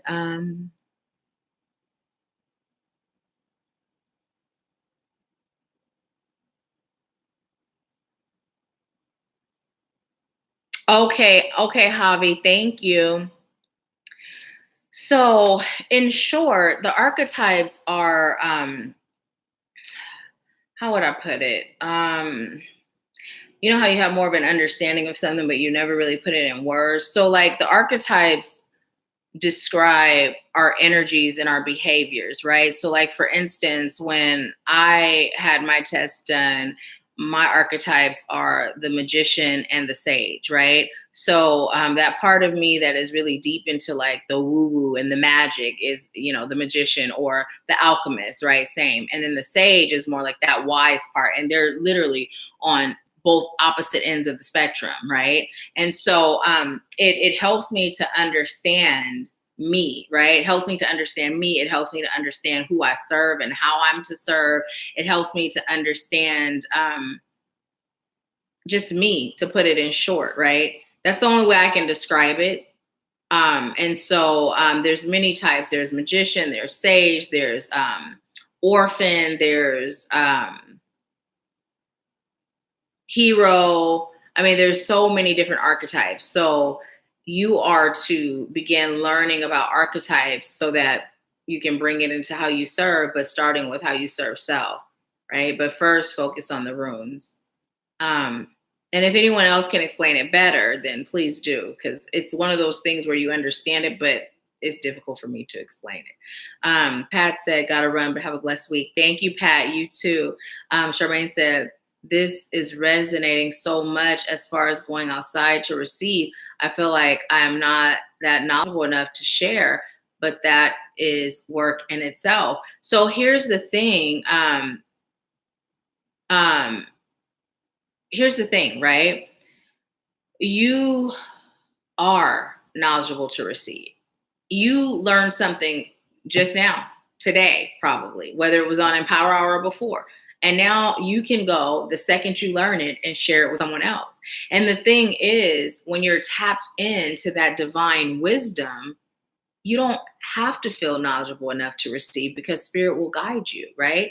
But the thing is getting to that point where you know that spirit will guide you, and therefore you feel knowledgeable enough to receive, because you're able to tap in to that divine wisdom at ease and at will, right? So this is what you're being called to get over, is that idea that I have to be someone or become something in order to serve, which makes sense when I believe part of your message that came through was the traditional way of learning, something to that effect. That makes sense with what you're saying. It's not about that. You're like, yes, we do expand our knowledge in this realm by reading books and taking classes and that whole thing. But any and everything that you are called to know, once you tap into that space of divine wisdom, you are definitely able, right, to serve. And so as that's being said, what I like you to start doing, I know in activating you, there was the thing that you guys were going to start going live more often. I like you to start going live and just going through the list of members, right? And just grabbing whomever and just giving messages, tapping into that divine wisdom and give those messages, because the more you practice that, the more you're going to build that confidence of knowing that I can. And the soul family is going to tell you if it resonates, right? And then you're going to know, okay, Spirit's got me. I am ready, right? And that's where it starts, just building that confidence and that knowing.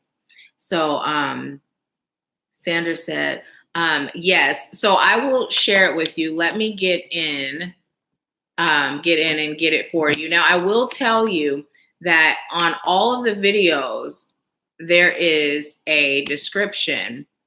There's a description of all the videos, and those links are in there. So let me go ahead and grab it for you. Let's see. Okay.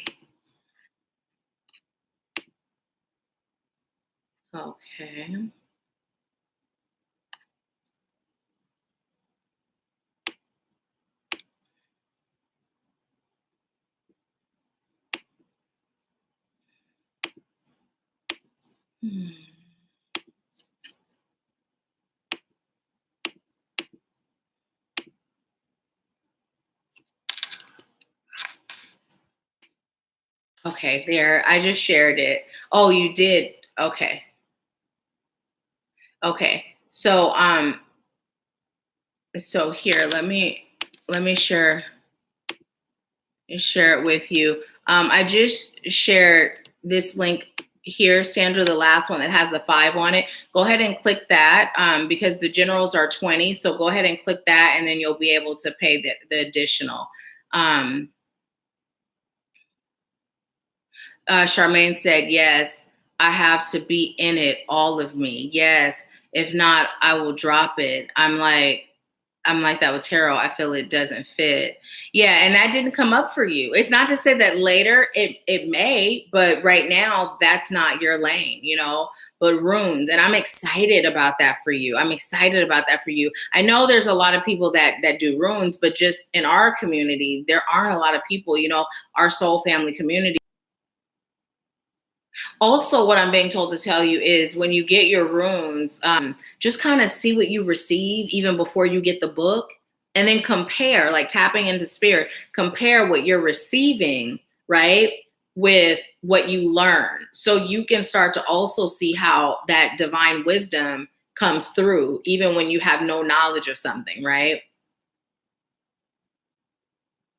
Charmaine said, yes, spirit has asked me to go live, and I'm like, for what? Like how I was in public speaking class, solar plexus, throat chakra. Yes, do it. And the soul family activating you, it's a safe haven, it's a safe haven. So yeah. Charmaine said, oh, so excited. Thank you. You are so welcome. Thank you for allowing me to serve you. And I'm excited for you. So I'm, and it's always a yes for me. I know a lot of times in activating you, they'll be like, would you guys like me to? And I always say it's always a yes for me. So just know you don't have to ask me.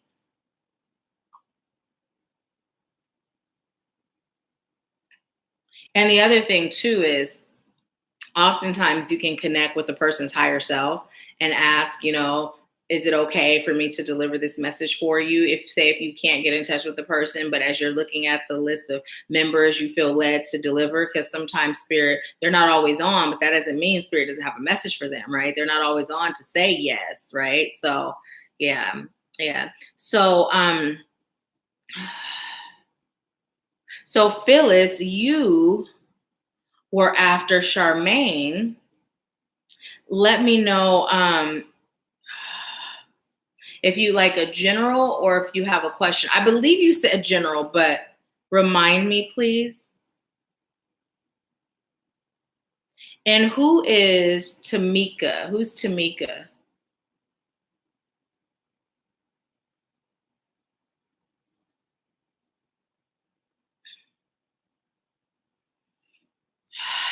General. Okay. Thank you.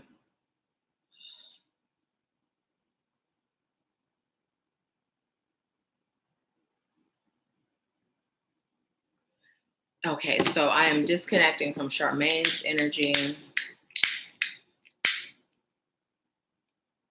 I literally just bought this lighter not too long ago. And look, can you guys see this little baby flame?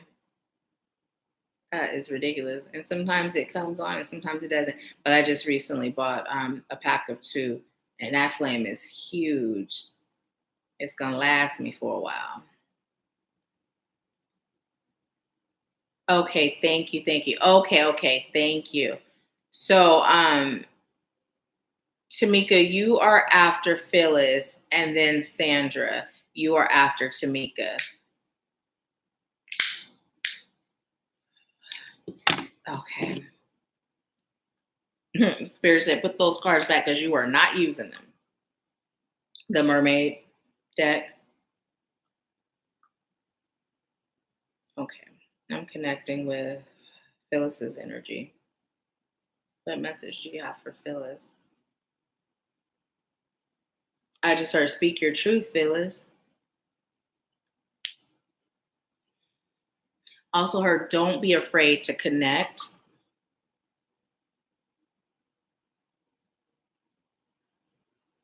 Don't be afraid to receive the guidance in a different way.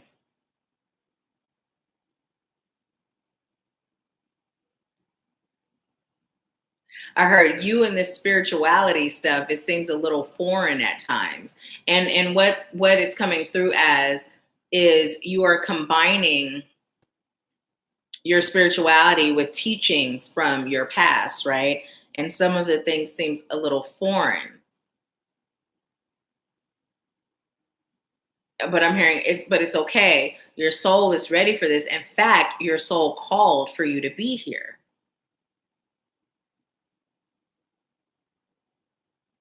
I'm also being told to ask you, what have you been doing to work on your purpose? It's time for you to step up and answer the call. And I literally heard no more pussyfooting around. That's like an old person saying, right? I remember old people in my family saying it.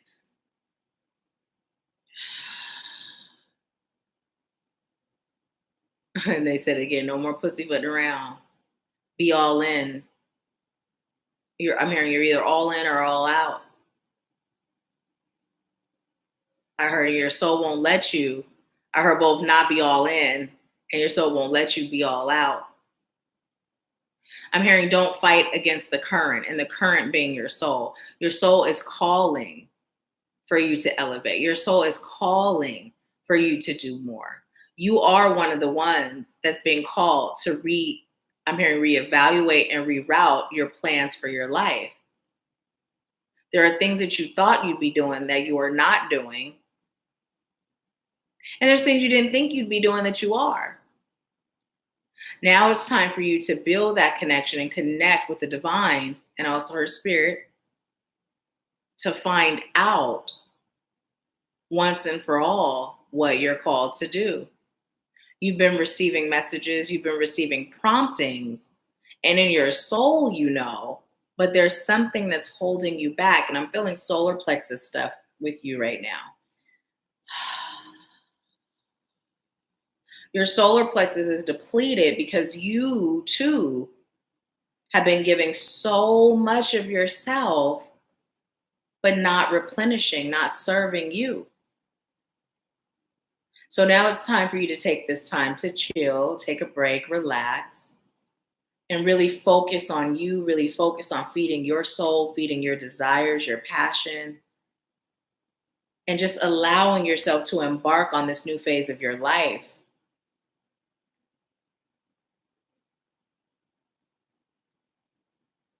I'm hearing you have a special talent and gift. What is it? Follow that. That's literally how they say you have a special talent and gift. What is it? Follow that. That is where your purpose lies. And I'm hearing, but you know, we've been telling you this, and now it's time to move. Don't be afraid. You can handle this. Everything that's necessary will be provided for you. Don't wait. Don't fear. Just move. I'm hearing go ahead and connect, reconnect, get the message again. And this time, take action. You're ready. You're equipped. You're capable. You're more than capable. And you're deserving to receive the blessings that come as a result of you serving your purpose.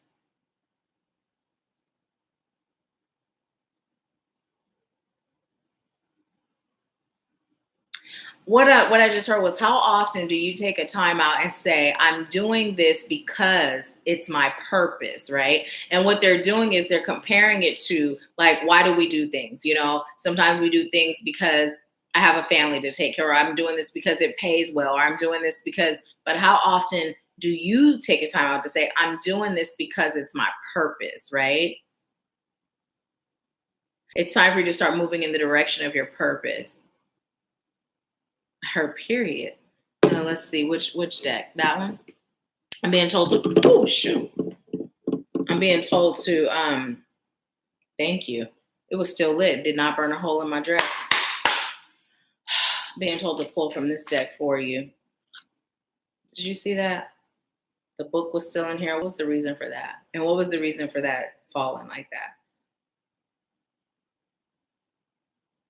Okay, so what Spirit just said is, you may fumble, but you won't be hurt.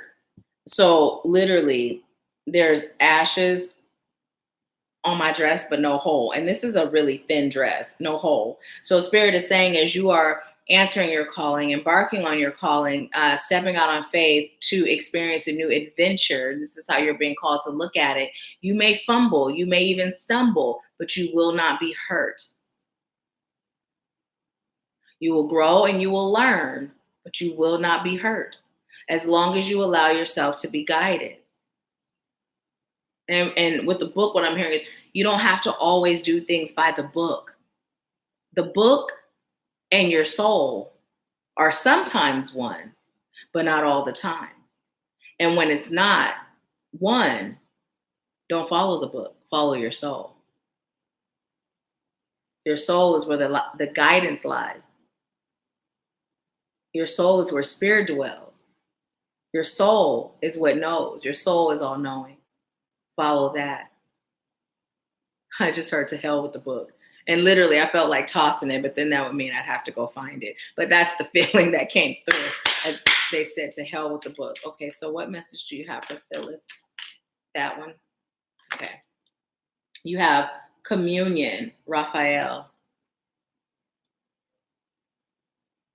And I'm going to read to you from the book on this one, and then give you what I received from Spirit.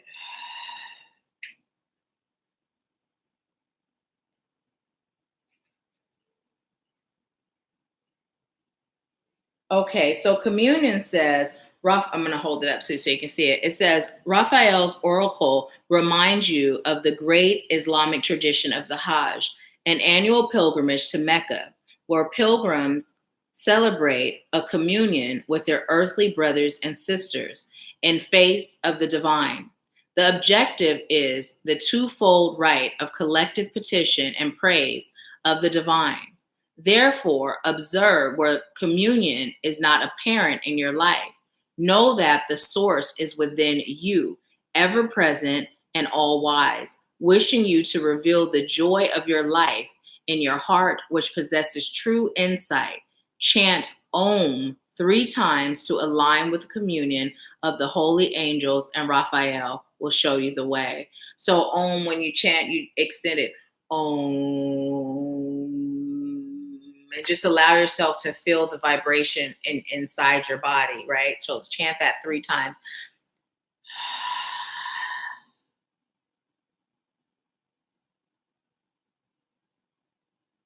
Okay, so what I'm receiving with this is all about you connecting, right? Connecting not just with the divine, but number one, connecting with the divine, connecting with your higher self, but then also trusting that connections, I'm hearing, with like-minded, like-spirited individuals will also come.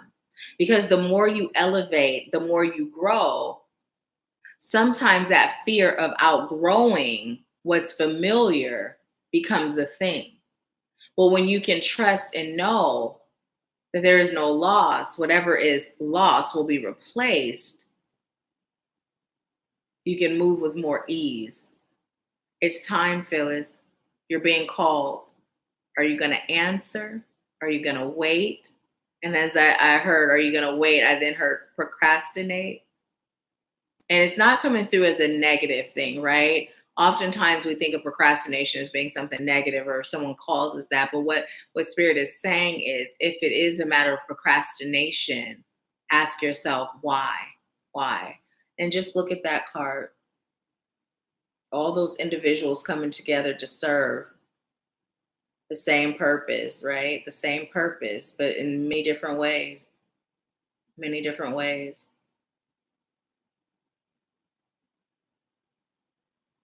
I'm also being told to tell you that you're protected, right? This isn't to say don't do your protection, but what Spirit is saying, you are protected. You remember when we had a come up where we are born with protection, it's our birthright, but when we're not protecting daily, it's like the door on our house, but leaving it unlocked. That's, so when Spirit says you are protected, it's like you understanding you're already protected, but now you're just called to strengthen that protection. There was something else that was coming through. Will you bring it back? In addition to your solar plexus, heart chakra. So when I'm doing that exercise with you all and I'm rubbing my heart, my hand is always on my solar plexus as well. So just sometimes just sit there, whether you're in prayer, whether you're in meditation or both, and just rub those areas, right? Rub those areas so that you too can be sending that divine energy to those areas, setting the intention that you are going to loosen and release any blocks that are hindering you from, I'm hearing, proceeding and progressing forward. I also heard processing forward. Okay. And I asked, was there anything else? I was told, nope, that's it. And just, I'm going to show you. So your solar plexus is here. So this is what I'm doing when I'm sending that energy. I'm always rubbing here, and then my hand is here on my solar plexus. So, and you know how you're always the color yellow. The solar plexus is associated with the color yellow. So, okay. So let me see what you're saying. Let me know how it resonates. And thank you for allowing me to serve you. Let's see what you said.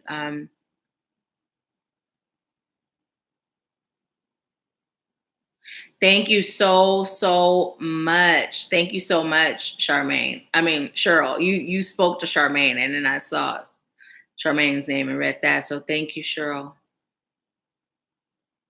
Okay, let's see. Let me go up.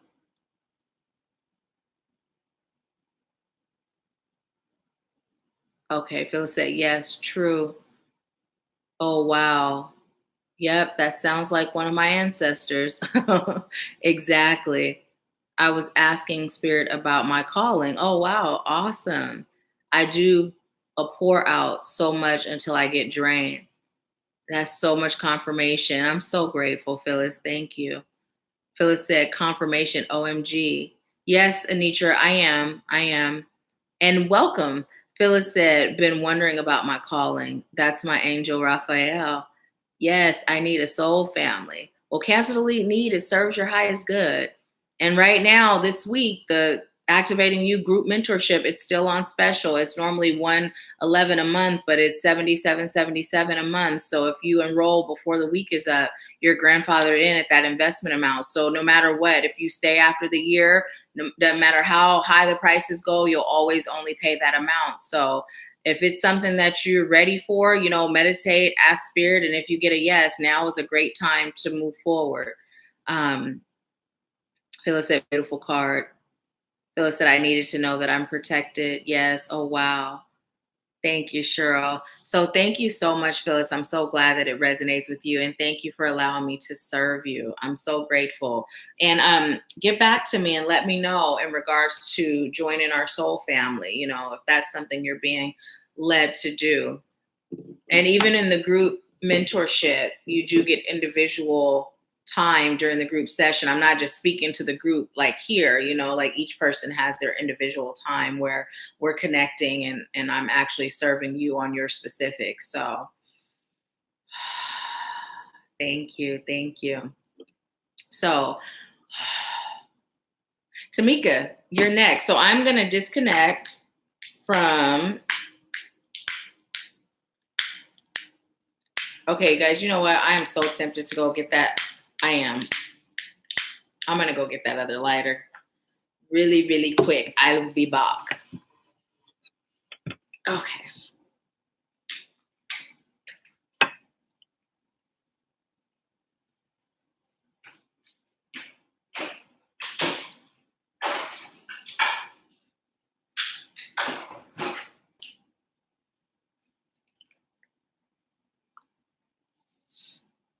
All righty. That was quick. I started to grab it before we got on too. But I'll be riding things till the wheels fall off. I'm real frugal. We're gonna use this lighter till there's no more fire left. So, oh, Phoenix. Okay, awesome, awesome. Thank you for correcting me. I appreciate it.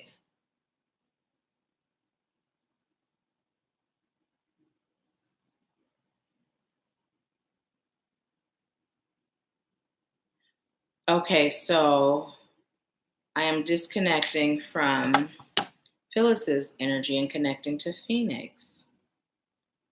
I used to always say, I'm getting a Phoenix tattoo because the story of the Phoenix resonated so much with me. My sister actually has a Phoenix tattoo. It's beautiful.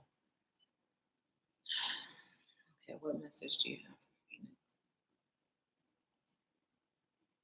I just heard very much so connected, girl. That's what I just heard as I'm connecting to your energy.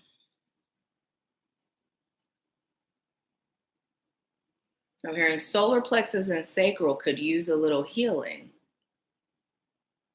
Also, get grounded soon.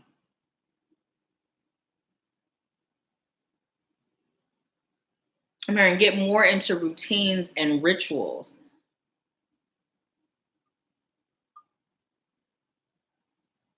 You have a magic energy that requires magic. Connect deeper to your ancestors and allow them to guide you as your main guides. Highest light and love, ancestors, of course. You have angels too, ancestors, angels, healers. But you're being called to allow your ancestors to be your main guides.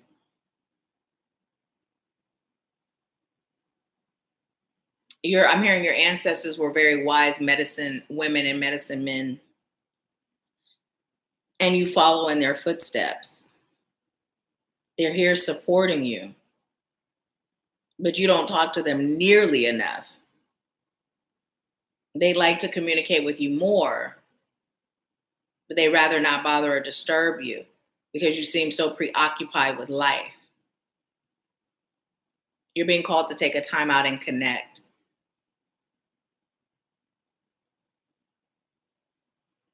How often do you sit down and really connect with your ancestors? Every day would be good, even if it's just for 5 minutes.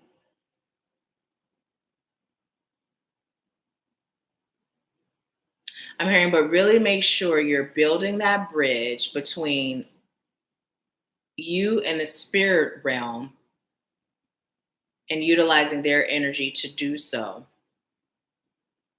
Now, protection is very important for you too, because as you know,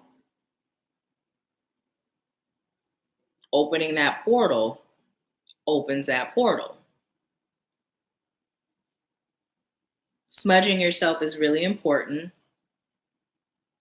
Choose a way that resonates with you. And as I'm saying that, I'm feeling more kind of the native way is more what's coming through, not necessarily how I do on my regular. Now, there are times I do it the native way too when I feel called to do so. But what's coming through is that is more of the way that your soul desires to smudge, more of a bathing, and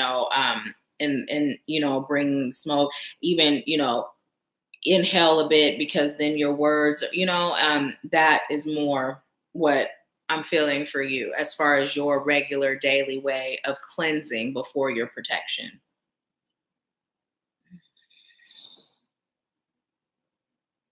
So what I was receiving as I was saying that was that you do have native ancestors, but then I started hearing that song from the Shaka Zulu movie, boom, boom, boom, boom, boom, boom, boom, boom, boom. That started coming through as well. And now I'm hearing Zulu Nation. So I would say looking up the Zulu Nation and just connecting to their energy and seeing how the energy of the Zulu Nation resonates with you.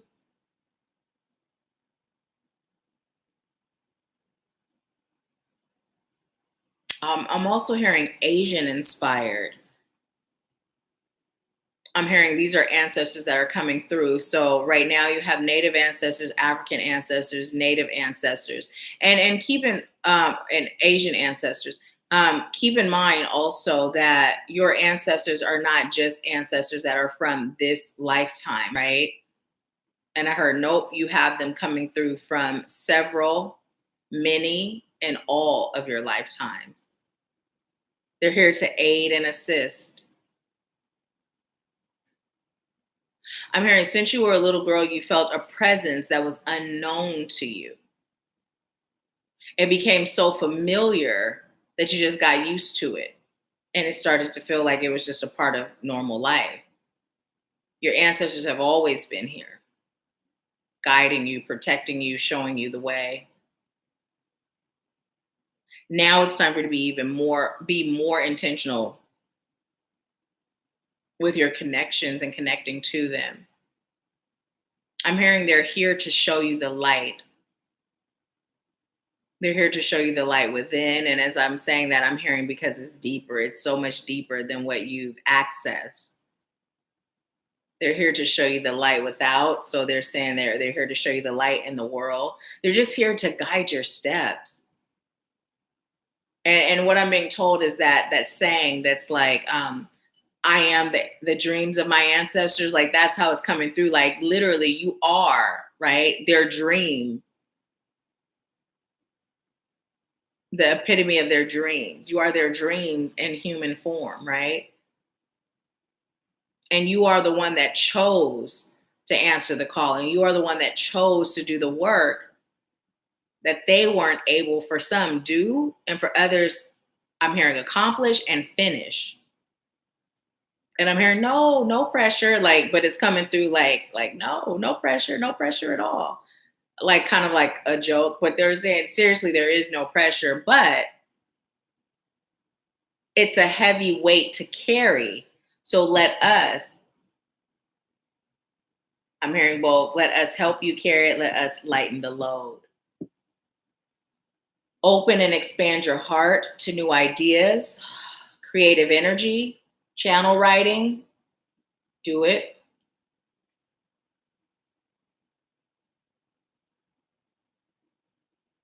I also heard a seance, but without a Ouija board. Yeah, no Ouija boards. No, I'm hearing no Ouija boards. No, no, no. And then I'm hearing, what's that girl's name? The go to rehab. And I said, no, that Amy Winehouse, that was coming in the no part with the Ouija board. No Ouija boards, right? But a seance, meaning just calling in the energy of your ancestors, calling in their spirits. I'm hearing do this with a trusted psychic medium or a trusted group of psychic mediums.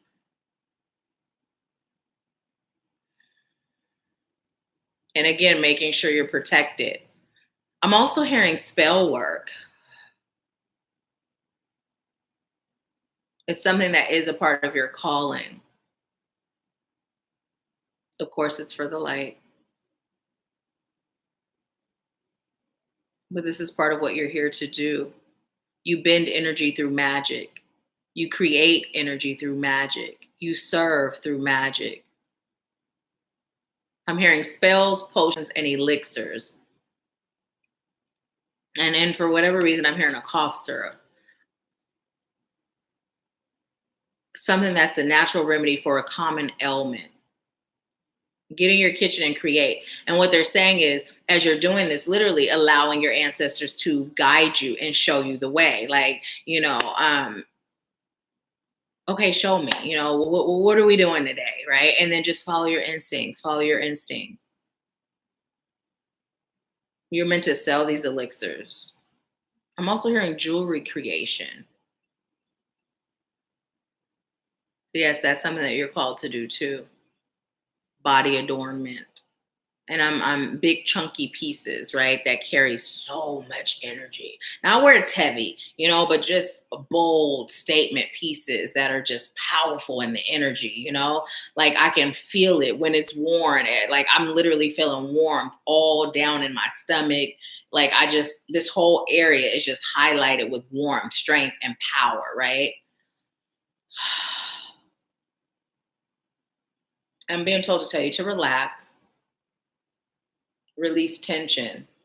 You carry it a lot in your neck and in your shoulders, sometimes in your back, mostly neck and shoulders.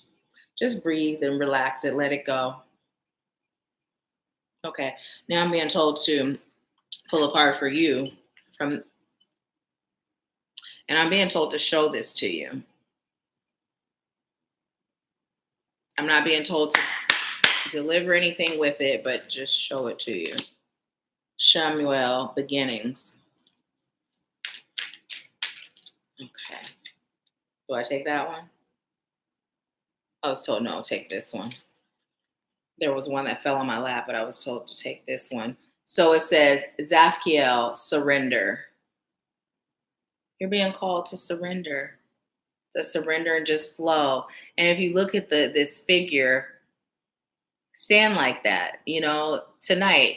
Stand like that tonight, just stand like that and set the intention. I surrender. I surrender to the connection, to connect with my ancestors of highest light and love. I thank you. I call on you for your guidance, your assistance. Show me the way. Help me define my purpose, my calling. Help me fine tune, right? Surrender. Now I'm told, now read the one that fell in the lap. Look, same angel. Compassion. Also, it's speaking to those two chakras that came up earlier, solar plexus and sacral, right? Solar plexus and sacral. So focus on those two chakras, surrender and compassion. Okay. I was asking, was there anything else? And I heard, nope, that's it. So thank you for allowing me to serve you, Phoenix, and let me see, tell me how it resonates. Thank you so much, Anitra. Awesome, awesome. Phoenix said, right on point. When you said Zulu, my feet began to move and I felt as if I were in a Zulu King Mardi Gras parade. Ooh. Phoenix said, OMG, I create things out of the blue all the time. Jewelry is my mother's thing. And she always said to always use real stones because they share energy. I have chills. I don't know if you can see the bumps. Can you see them? Or see the hair standing? But I have chills right now as you're talking, which is always a good thing. So yes, because it's like, ooh, like, man, it made me get into my high priestess energy with that. I'm like, yeah, go ahead and hook a sister up because that I still have chills, just the feeling I was receiving from the jewelry. Like, and really what I was saying for this particular piece, it was rose quartz, right? It was rose quartz, but I literally just felt warmth, like all in this whole upper area, right? And not just necklaces, but as I'm saying that, even waist beads, even anklets, right? Because as the piece was sitting here, I felt the energy throughout my entire torso, right? But when we think in terms of waist beads, that energy is now going to flow down a little lower. When we think of anklets, you're tapping into that energy there. When we're thinking rings, you're tapping into the energy here. When we're thinking earrings and even head jewelry, whether they're lock pieces or the pieces that where the stones sit on the third eye, you can make some pieces that are wearable and some pieces that are strictly for meditation, right? So yeah, definitely. So I'm grateful that it resonates and keep me posted on, as you move forward in that. But yeah, the elixirs was coming through as well. So yeah. Awesome. Phoenix said that positive energy surrounds me all the time. Yeah. That's your ancestors, it's beautiful. But I'm saying it because Spirit's telling me to, although I feel like you have a knowledge and an awareness of this already. But when you do connect, just make sure you're always very clear that you're calling on your ancestors of highest light and love, because as we all know, not all of our ancestors are of light and love, and they don't automatically become that when they transcend. Some stay how they were in the physical world, and those are not the ones that you're calling on, right? Um, what I'm hearing for them, it's to tell them it is okay for you to protect me, for you to aid in my protection, right? But they are not welcome beyond that gate, right? So it's like energetically like this gate around you, and they're on the outside as your protection, but they're not allowed in, right? They're not allowed in. So your influence comes from those that are of highest light and love, but those ancestors that I'm hearing shoot 'em up, bang bang, those ancestors that didn't have an issue with being on other sides of the road, those are the ones that are protecting, right? Those are the ones that are protecting. Give them that task, that duty. They said, yep, you said it. You nailed it. That is all. So thank you so much, Phoenix. Thank you. Phoenix said, rose quartz is the stone I take to anytime I go to a cemetery for some reason. Ah, no wonder they showed me that. Yeah, yeah. Yeah, awesome, awesome. And I saw raw. It was raw stone. It wasn't like polished, it wasn't polished. It was raw. It was raw. So I'm hearing start with raw stones. That's going to be your main is the raw. Moon was connecting the negative energy around me last night. So what I'm being told to tell you is tonight, go outside and send some smoke to the moon. And I'm literally seeing you like, gazing up and blowing the smoke towards the moon, setting the intention that the moon is receiving cleansing, right? From all the energy that it's collecting. Literally send that to the moon, right? Because when we think in terms of Mother Earth and how we don't always think like, oh, you mean I can serve you too? That's what's coming through is sending that cleansing sage smoke to the moon. So yeah.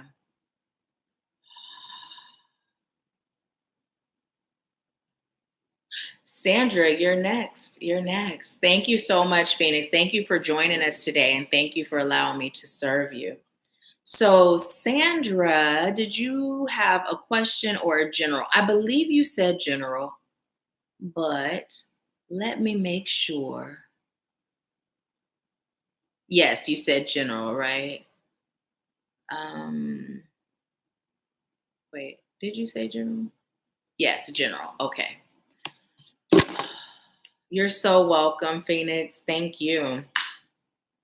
So I am disconnecting from Phoenix energy and I am connecting to Sandra. And then Anitra, you'll be after Sandra. And if there's anyone else that's still on that would like a general reading, they are $20. And the links are here in the chat and also located in the description of every video. You know what I love about these here is that it goes out on its own after a while. I love that because I don't have to dip it in water. Here I go again, getting high off my own supply. I'm going to start buying a batch for me and then separating the two. So I don't have to update the inventory count all the time. Okay, what message do you have for Sandra? I just heard third eye blind as I put the sage to my third eye. Is that me or is that Sandra? Okay, Spirit said, no, that's you. But I was feeling in my shoulder.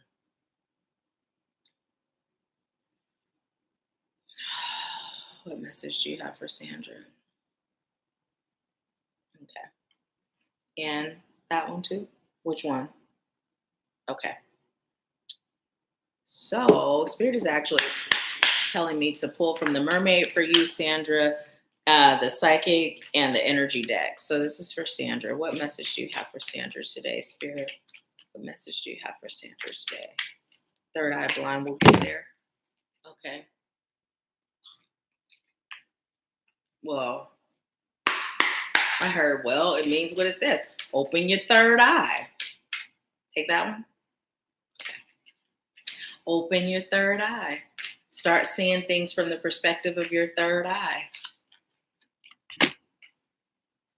That one. Oh. Well, good grief. They are giving you just a spread. Okay. Oh, which one? Oh, that's it.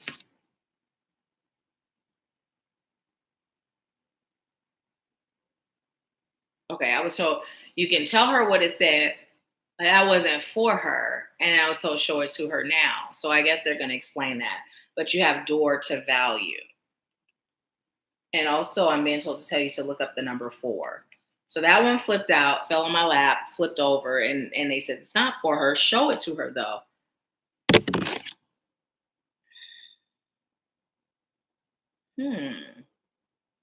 Concomancy, seashell divination, wisdom of shells.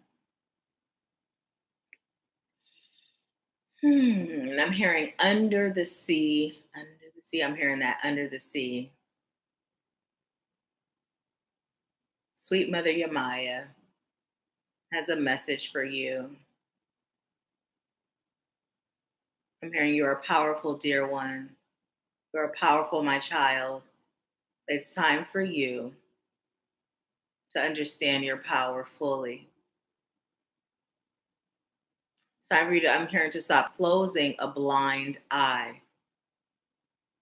It's time for you to reactivate your sight. It's time for you to allow yourself to see the unseen and know the unknown.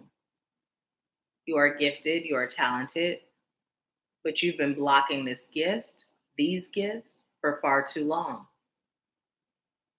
It's time for you to come into acceptance and awareness that you have magical powers. It's time for you to not be afraid to use them. Use them for the greater good, starting with yourself. Magic is simply energy.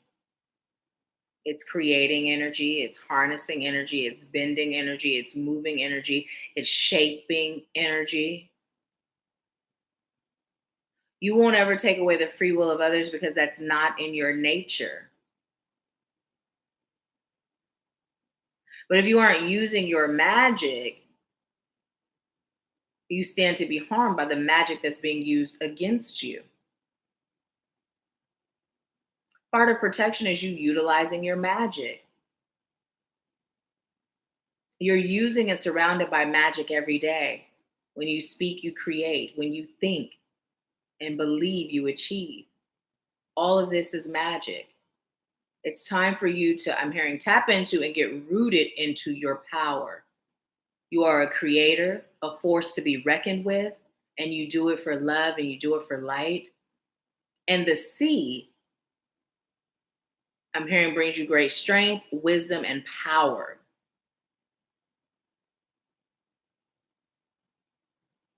I'm hearing collect seashells and connect to their energy. You don't have to have a huge collection. Just gather the ones that resonate. Put them in a sacred space. Smudge them often. And when you take a sacred bath, bring them to the tub. Place them on the side. And just allow yourself to receive divine wisdom. I'm hearing from the creatures and the mothers of the sea.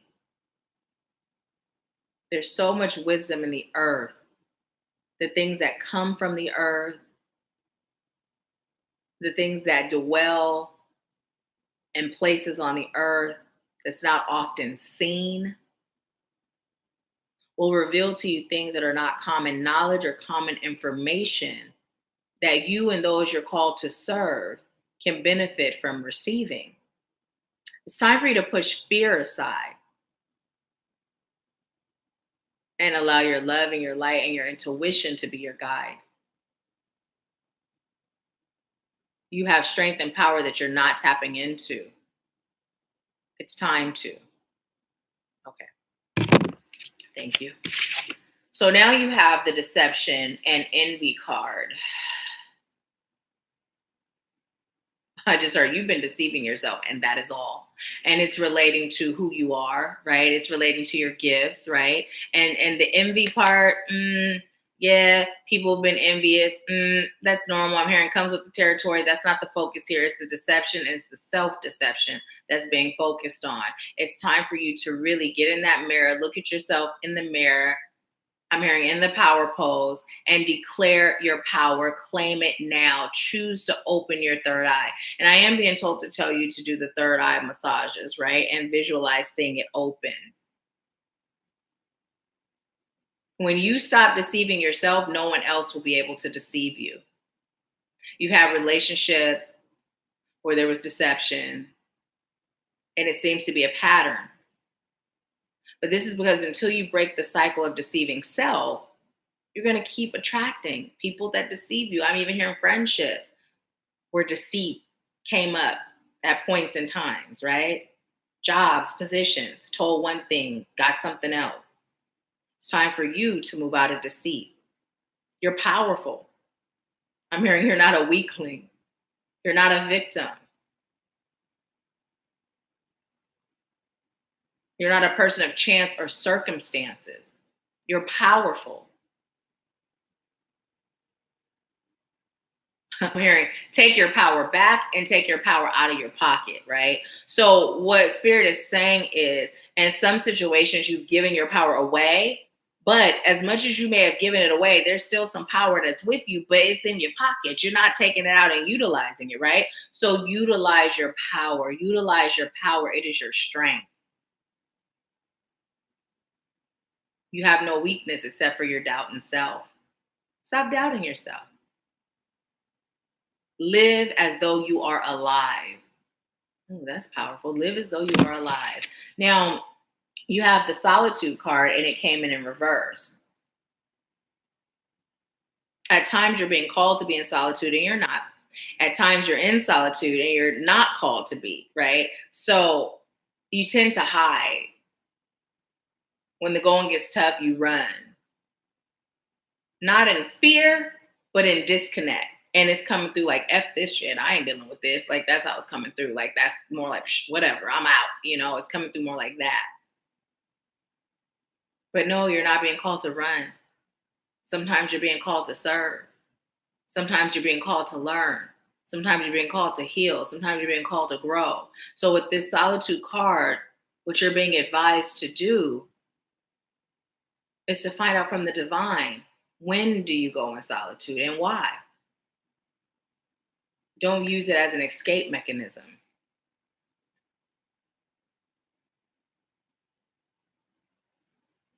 I'm hearing, and solitude is where you learn, and solitude is where you grow. It's when you receive teachings.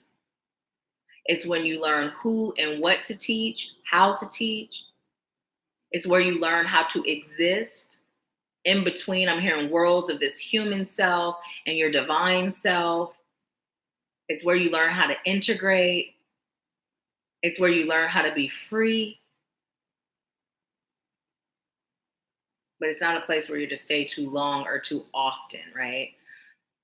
And I'm being told to explain the too often part. You only go into solitude when your soul calls for you to go. And it's coming through almost like, a person who drinks or uses drugs to numb versus a person who may have a drink socially because, I like to feel a little tipsy with friends, or maybe a person that smokes weed. I like to feel a little buzz, but they're not using it to numb. And so what Spirit is saying is solitude in that sense of, I like to have a glass just to feel a little buzz versus I'm drinking to numb, right? That's what Spirit is saying with your solitude. Okay. And then also that's all on solitude. But then you have this card, Healer of the Ages. And I'm being told you are a healer, right? You are a healer. And Jesus is one of your guides. So connecting with Jesus often serves your highest good, right? Embodying Christ consciousness, allowing yourself to mimic the sentiment of Christ, right? that love, that compassion, right? And I'm also hearing self-sacrifice, but it's not coming through as self-sacrificing where it's a detriment. It's more you're sacrificing your time, you're sacrificing your energy, right? Because when you're serving, you could be doing something else, right? That's the self-sacrifice, right? But not to the detriment of your soul, right? You're not being called to be self-destructive in your sacrifice. Also, your heart chakra, like one side of your heart is really open, but the other side is clogged, right?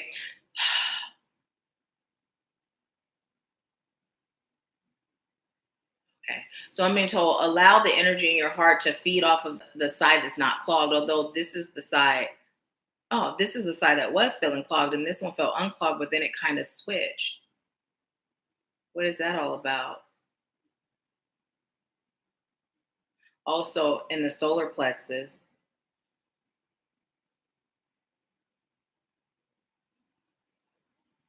it's time for you to heal energetically so that your physical self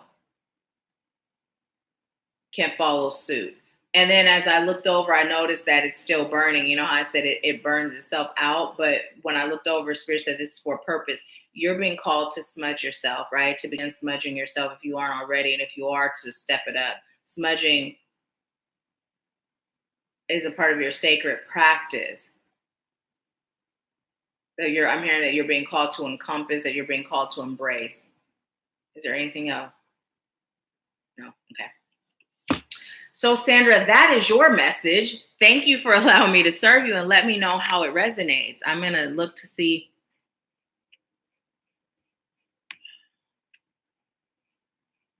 Are you still there, Sandra?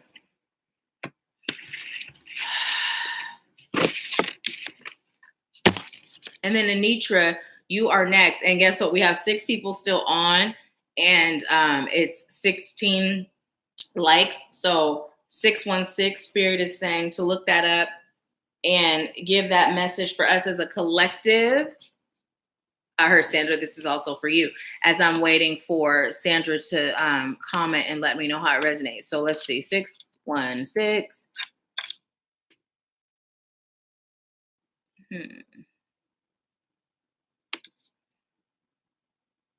Okay, it says angel number 616 is a combination of the attributes and energies of number 6 and number 1. With number 6 appearing twice, amplifying its influences, number 6 relates to love of home and family and domesticity, service to others, responsibility, and financial aspects of life and providing for self and others. Grace, gratitude, and the ability to compromise. Number 6 also resonates with personal willpower, solution finding, and overcoming obstacles. Number 1 brings its qualities of new beginnings and striving forward, willpower, motivation, and progress, self leadership and assertiveness, attainment and fulfillment, uniqueness and individuality. Number 1 also tells us that we create our realities with our thoughts, beliefs, and actions. Angel number 616 brings a message from your angels that your prayers and positive affirmations will help to improve all circumstances in your life. Maintain a positive attitude and outlook and rapidly manifest positive outcomes and results. Stay focused on your life's work and soul mission, and you will manifest an abundant supply of all of your monetary and material needs will be met. Angel number 616 is a message that the angels are helping you to clear and heal any anxieties, concerns, and limiting belief patterns. Let go of fears and allow abundance of all kinds to freely enter your life. You deserve it. Angel number 616 also encourages you to enhance your home and living space and usher in some fresh, positive energies by filling them with the things you love and by using some basic feng shui. Angel number 616 may also be suggesting that a new relationship is imminent, either with a newcomer or reignited love in your existing relationships. Be open to giving and receiving love and do not fear the new entering your life. Be open and receptive to others who show affection for you. Receive all compliments with gratitude and love. And this breaks down to the number 4. So it is, and so it is. I'm not receiving anything from Sandra, so I don't know if she's still on. There's more people that have joined us. We went from 6 to 11. Welcome, whoever you are. Welcome, welcome. Leave a comment. Let me know who you are. We have done the Empower Hour where the general messages have come through, and now we're doing the mini reading. So if you would like to be on, great, because in between, we get messages for us as a collective. And again, some of the messages that are for others resonate with you. And if you like a mini reading, they are $20. So yeah, let me know.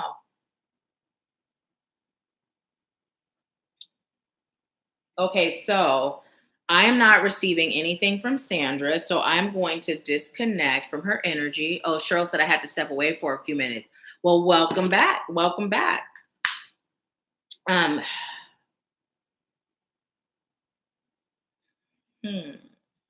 I'm disconnecting from Sandra's energy and I'm connecting to Anitra's energy. And Anitra, you said general. Yes, general. Who is still on? Let me know. Awesome, awesome. Cheryl's still here.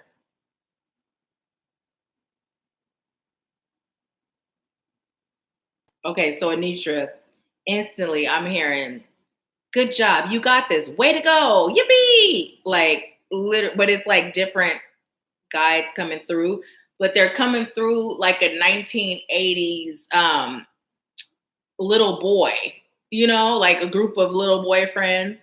They even said, you got this, buddy, like weird, but that's how it's coming through. I'm hearing you are on your way. And then I started hearing on your way, like more calmer. You found your niche. You found your calling. You're moving forward fearlessly. You are definitely blazing the trail. Not just for those that are coming after you, but those that have come before you. You are healing generations. You are creating something that is not commonly created.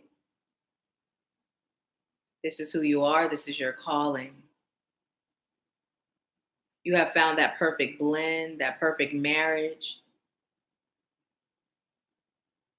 between your old self and not your new self, just your authentic self. I'm hearing you were placed in this predicament for a reason, but the predicament that's coming through, it's like how you've lived your life thus far versus how you're living it now. And I'm hearing when we talk about balance, oh, you're balancing, full-fledged balancing act. Now, what we'd like you to focus on is your inner healing, touching those places within that you don't usually choose or prefer to touch, releasing the pains.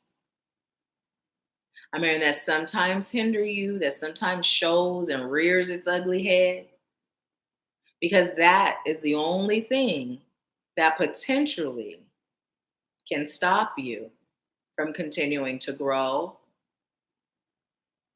from this root of fearlessness. You aren't being hindered by it now, but the higher you elevate, until you focus on it and make it a priority, you will be.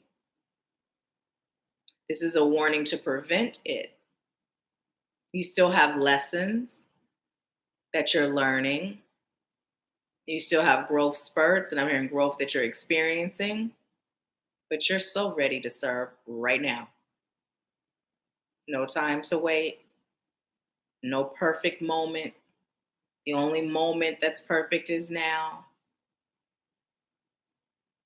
I just heard you also have to say yes to that yes life. I just heard when spirit says, you say yes.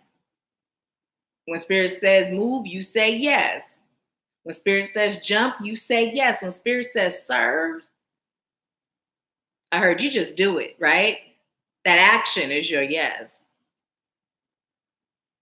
And then that song, I'm all about that bass, no treble.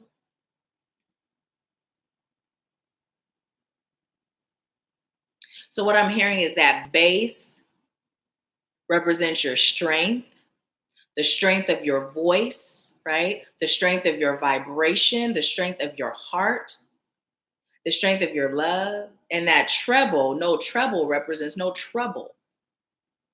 You are so divinely guided. So when you're receiving, follow it. Good job so far. Keep it up. Allow yourself to be like the wind. And then Patrick Swayze singing that song, Like the Wind. Hmm. Okay, I just heard Nipsey Hussle has a message for you. And he just told you to stay 10 toes down. Stay 10 toes down with your dreams. Stay 10 toes down with your beliefs. Your beliefs. Not the beliefs of others, just yours. Yours, right? Your beliefs are forming. They're becoming something brand new. A hybrid of sort, combining who you were, who you are, and who you will be. Yes, this is so special. You are going to open the minds of those minds that are closed. You're going to open the hearts of those hearts that are closed. Huh? Oh, I'm hearing you are going to save the souls of those who thought their souls were saved.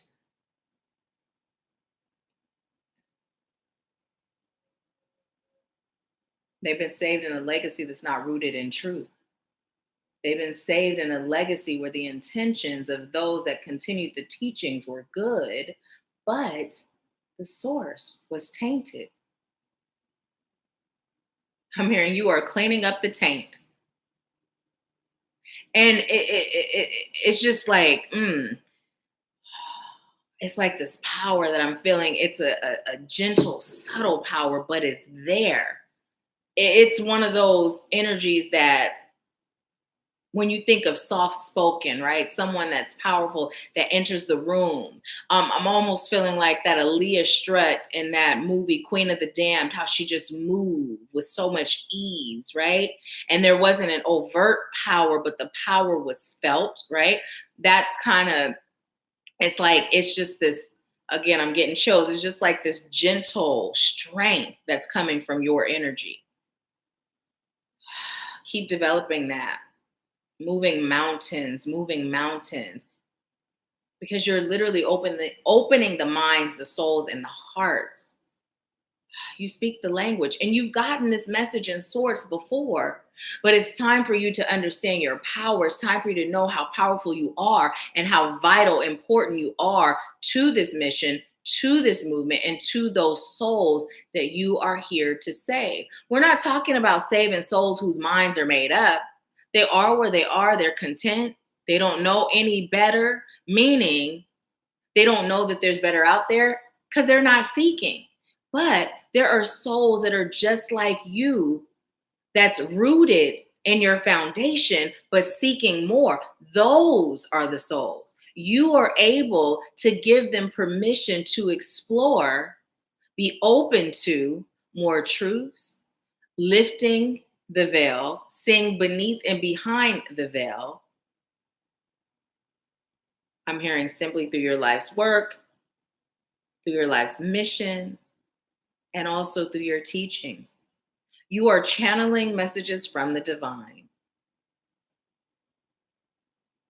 And oh, are they being spoken in truth, in love, from love? And yes, you will have a testament, a serving, a whole new calling as it relates to spouses that start before the spouse, but that are meant to stay together. Not the ones who they started and it didn't last, but the ones who this is your one, and how you're able to be on your journey and then be somewhere else in theirs and then bring it all together. That comes later down the line. I just heard, so hold your horses and cool your jets. That's funny. The cool your jets part, the hold your horses, I hear it a lot. Cool your jets, I've heard it, but it's not a common thing. It's funny that they use that. But just know that this is a part of what's coming, Anitra. Nahkila's not telling you this, we are.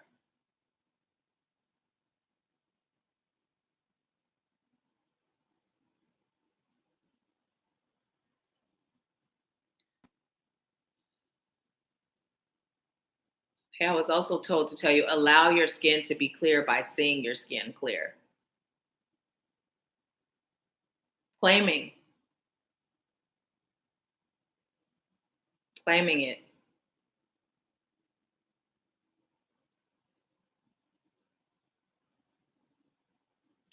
Okay, this is weird, but I'm hearing also unclogging your skin's arteries by unclogging your energy centers. So doing some releasing and healing of your energy. Now, I asked, was there anything else? They said pull one card for her and that's it. Okay, so this is for Anitra. So what do you have for Anitra? What message do you have for Anitra? Which one? Alrighty. Whoa. Adjacent possibilities. I'm hearing there are so many doors and windows being open for you as one closes. Guess what? I'm hearing there are so many more replacing it. Those doors are being closed by spirit because they're not for you. So don't dwell on the closed doors. Don't even dwell on the opening of doors. Just dwell on why you're here, what you're choosing, and what you're called to do. And as you dwell on that in the sense of just accepting it and moving in its grace, they will open. You'll be walking and walk smack dab into an open door of infinite possibilities. They're all around you. Just claim them. Allow them to be open for you. You don't have to twist a knob. You just exist. I'm hearing in your greatness, in your glory, in your holiness.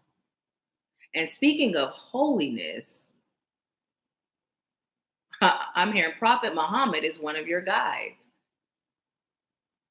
So look into Prophet Muhammad and allow yourself to learn more. Not Elijah Muhammad. And they just said, no, be clear, Nahkila. Research Prophet Muhammad. Okay, and then they said, okay, that is all. So that is your message, Anitra. Thank you for allowing me to serve you. And before I disconnect, I was feeling a bit of a dizzy, and I'm being told to explore that. Why was that happening? I just was told to tell you, make sure you don't overthink things. Just flow. Just flow. As you continue to receive, just flow. He said, okay, that's it for real. So let's see. Ooh, Sandra, I believe you may be delayed. Let me know if you received your message, if you were on for it. Because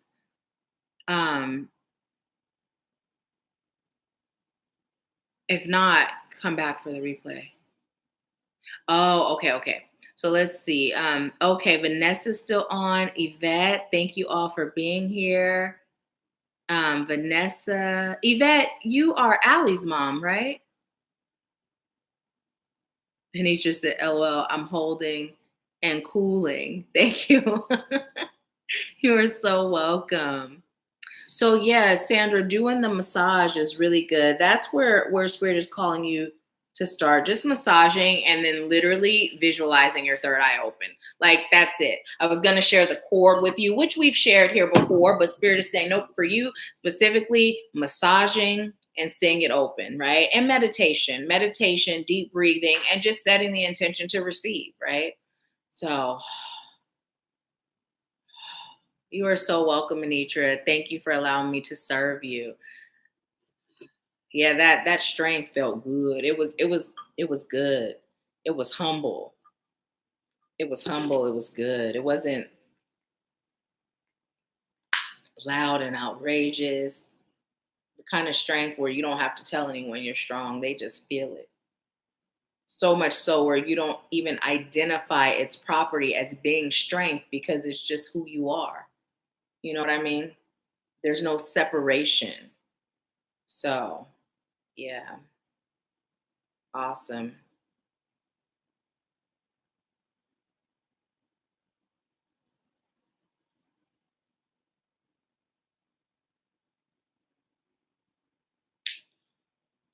Was there anyone after Anitra or am I tripping? I'm still disconnecting energies because neutralizing, getting back to my energy.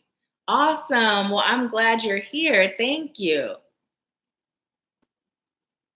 So, okay, awesome, Phoenix. Well, since you guys are still on, as I am disconnecting from Anitra's energy, I'm going to pull a card for us as a collective. Which one?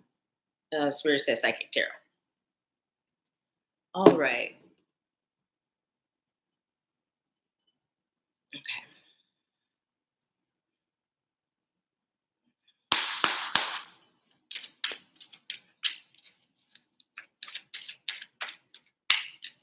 It's not as bright today. I mean, it's still pretty bright, but the sun's not beaming like it was. Let me see. I'm going to turn this. I don't know if you guys can see. Wait a minute. Can you see? No. Well, it looks bright to you guys where you guys are looking from your perspective. It still looks bright. But yesterday, oh my goodness, the sun was like, summer, summer, summertime, you know? And today is still a very beautiful day, but it feels a little less bright. That one, take them both. All right. Ooh, look at what we got, you guys. Passion, ignited, and fertility. Woo! Okay, this together is so amazing. And they literally were like, let me show you. They were like right in this area, both of them together, peeking out, right? And yeah, Spirit said both. So here's the thing. What Spirit is having me tell you is once you ignite that passion and you allow yourself to live and operate within your passion, you are going to be, right, so fertile in all it is that you create. Right now, you're already fertile, right? You're fertile. But what's happening is I'm hearing those seeds aren't being fertilized, right? Naturally, you're fertile, but once you tap into this passion, oh, there's no stopping you. When we talk in terms of manifesting and creating, so Spirit is saying, your passion, let it be your guide, ignite it. Don't be afraid to connect to your passion. Remember when we talked about why do we do things? Sometimes we do, oh, I have a family to support. Oh, this is what's expected of me. Oh, this is what I'm used to. And Spirit is saying, think in terms of what you love. Think in terms of what you're called to do and do it. Don't worry about, does it pay? Does it do this? Does it do that? All the things that in the 3D we've been taught to worry about. Number one, Spirit is saying release worry and trust, right? Trust. I share with you all how when I started doing this work, Spirit told me this is what I was called to do. I laughed because I didn't even have a shoestring budget. I had no budget, but I just allowed Spirit to guide me every step of the way. And I set the intentions early on, what I was choosing to do by way of serving and what I was choosing to receive and accomplish, right? And then I just moved out of the way and I trusted the Spirit had me, right? And by doing that, each step, Spirit guided me. And I knew because I had asked by claiming, right, that Spirit is now showing up for me and showing me the way. So when we ask Spirit to guide us and show us the way, it's not enough for us to then start analyzing the guidance we receive, because you already stated what you're choosing, right? You stated what you're choosing in the beginning. Now allow Spirit to take you there. And I'm hearing, I'll take you there. I'm hearing, let your heart get excited again. When was the last time you've been like just super excited about life? Like, I don't mean an event that's coming up. I don't mean an experience that you had. I mean, just excited about life. When was the last time, if ever? Right? Spirit is saying, allow yourself to get excited about life again. And by tapping in and igniting your passion, that's what you're going to do. You're going to be excited about life, excited about life. And from that excitement, creation is born. Anything else? I heard nope, but show them what's on bottom. Emotional withdrawal. But notice what he's doing, right? He's taking a time out for self. He's taking the time out for self. It doesn't always mean you're sad. Sometimes it means let me just connect. Let me just connect so I can get a grip. Let me connect so I can receive guidance, right? Let me connect so I can feel peace. So yeah, yeah. Oh, thank you so much. Thank you so much. Please tell Allie I said thank you. And I'm so glad you're here. Welcome. Welcome. I don't know if you subscribed already, but if you haven't, please do so. We do this every week. So whenever you're able to join, please feel encouraged to do so. So, and you guys, there's 9 people on. We have 16 likes. So that breaks down to 7. And although we're all pretty familiar, most of us are pretty familiar with the number 7, Spirit is telling me to look it up and share it. And then if there's no one else on that would like a mini read, then we'll go ahead and close out our Empower Hour. And it's 423. 423. The message I'm receiving with that is, although sometimes things seem out of step, I'm hearing you're still on the right track. As long as it's the track the Spirit guided you to be on. Sometimes you have everything. This is a different message coming through for the same numbers. Sometimes you have everything necessary to create a solid picture, a solid foundation. But sometimes you're being called to move the pieces around, right? It's also representing how you have everything within. But again, sometimes it's about moving the pieces around. Those pieces are your healing, your courage to listen, your courage to receive, your courage to be guided. And the reason it's coming through as listen and receive is because they're not the same thing, right? Some of us don't have the courage to receive because we are afraid of what we might receive. And this is coming through really specific for those of us that are seers, right? Sometimes we are like, I'm good. No, right? So we're just kind of closed off to what we're even receiving. And some of us, it's not just the seeing that we're closed off to, we're just closed off from receiving our gifts because of past life, cellular memory, and we're afraid.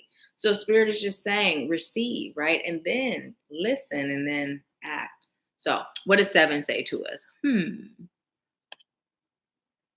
What does number 7 say? I don't think my mom's still on, but Mom, if you are on, would you like to go with me to the grocery store?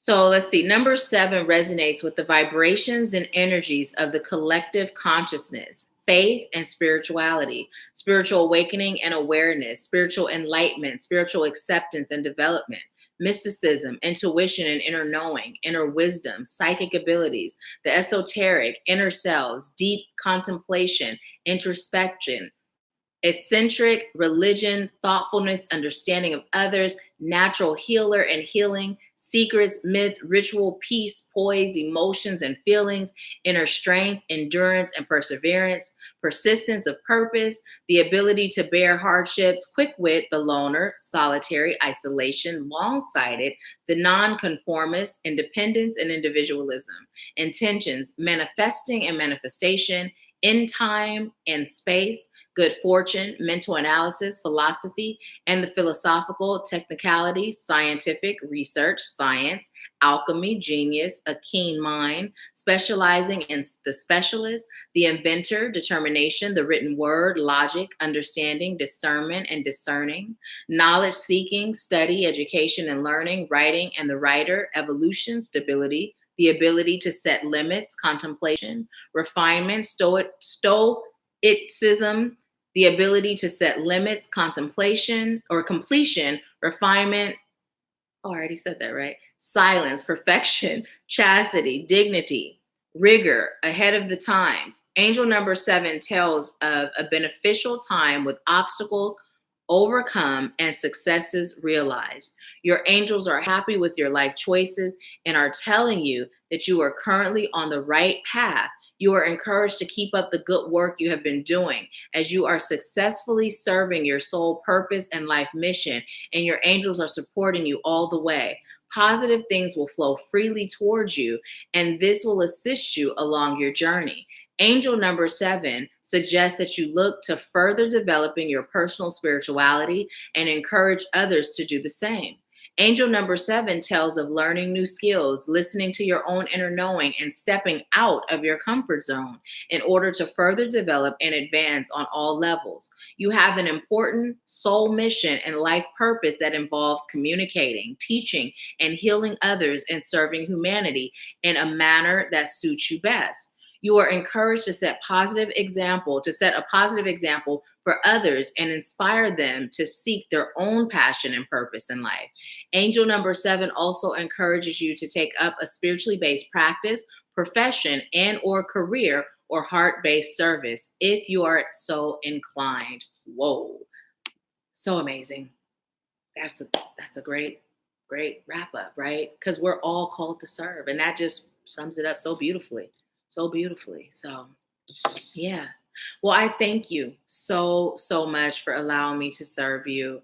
I am truly grateful and honored. And I have so much fun with you guys when we get on and do this. If you can't tell, I have so much fun. I enjoy it. So thank you, thank you, thank you. And again, don't forget the Monday event. It's a free event. If you're on Facebook, the event is there.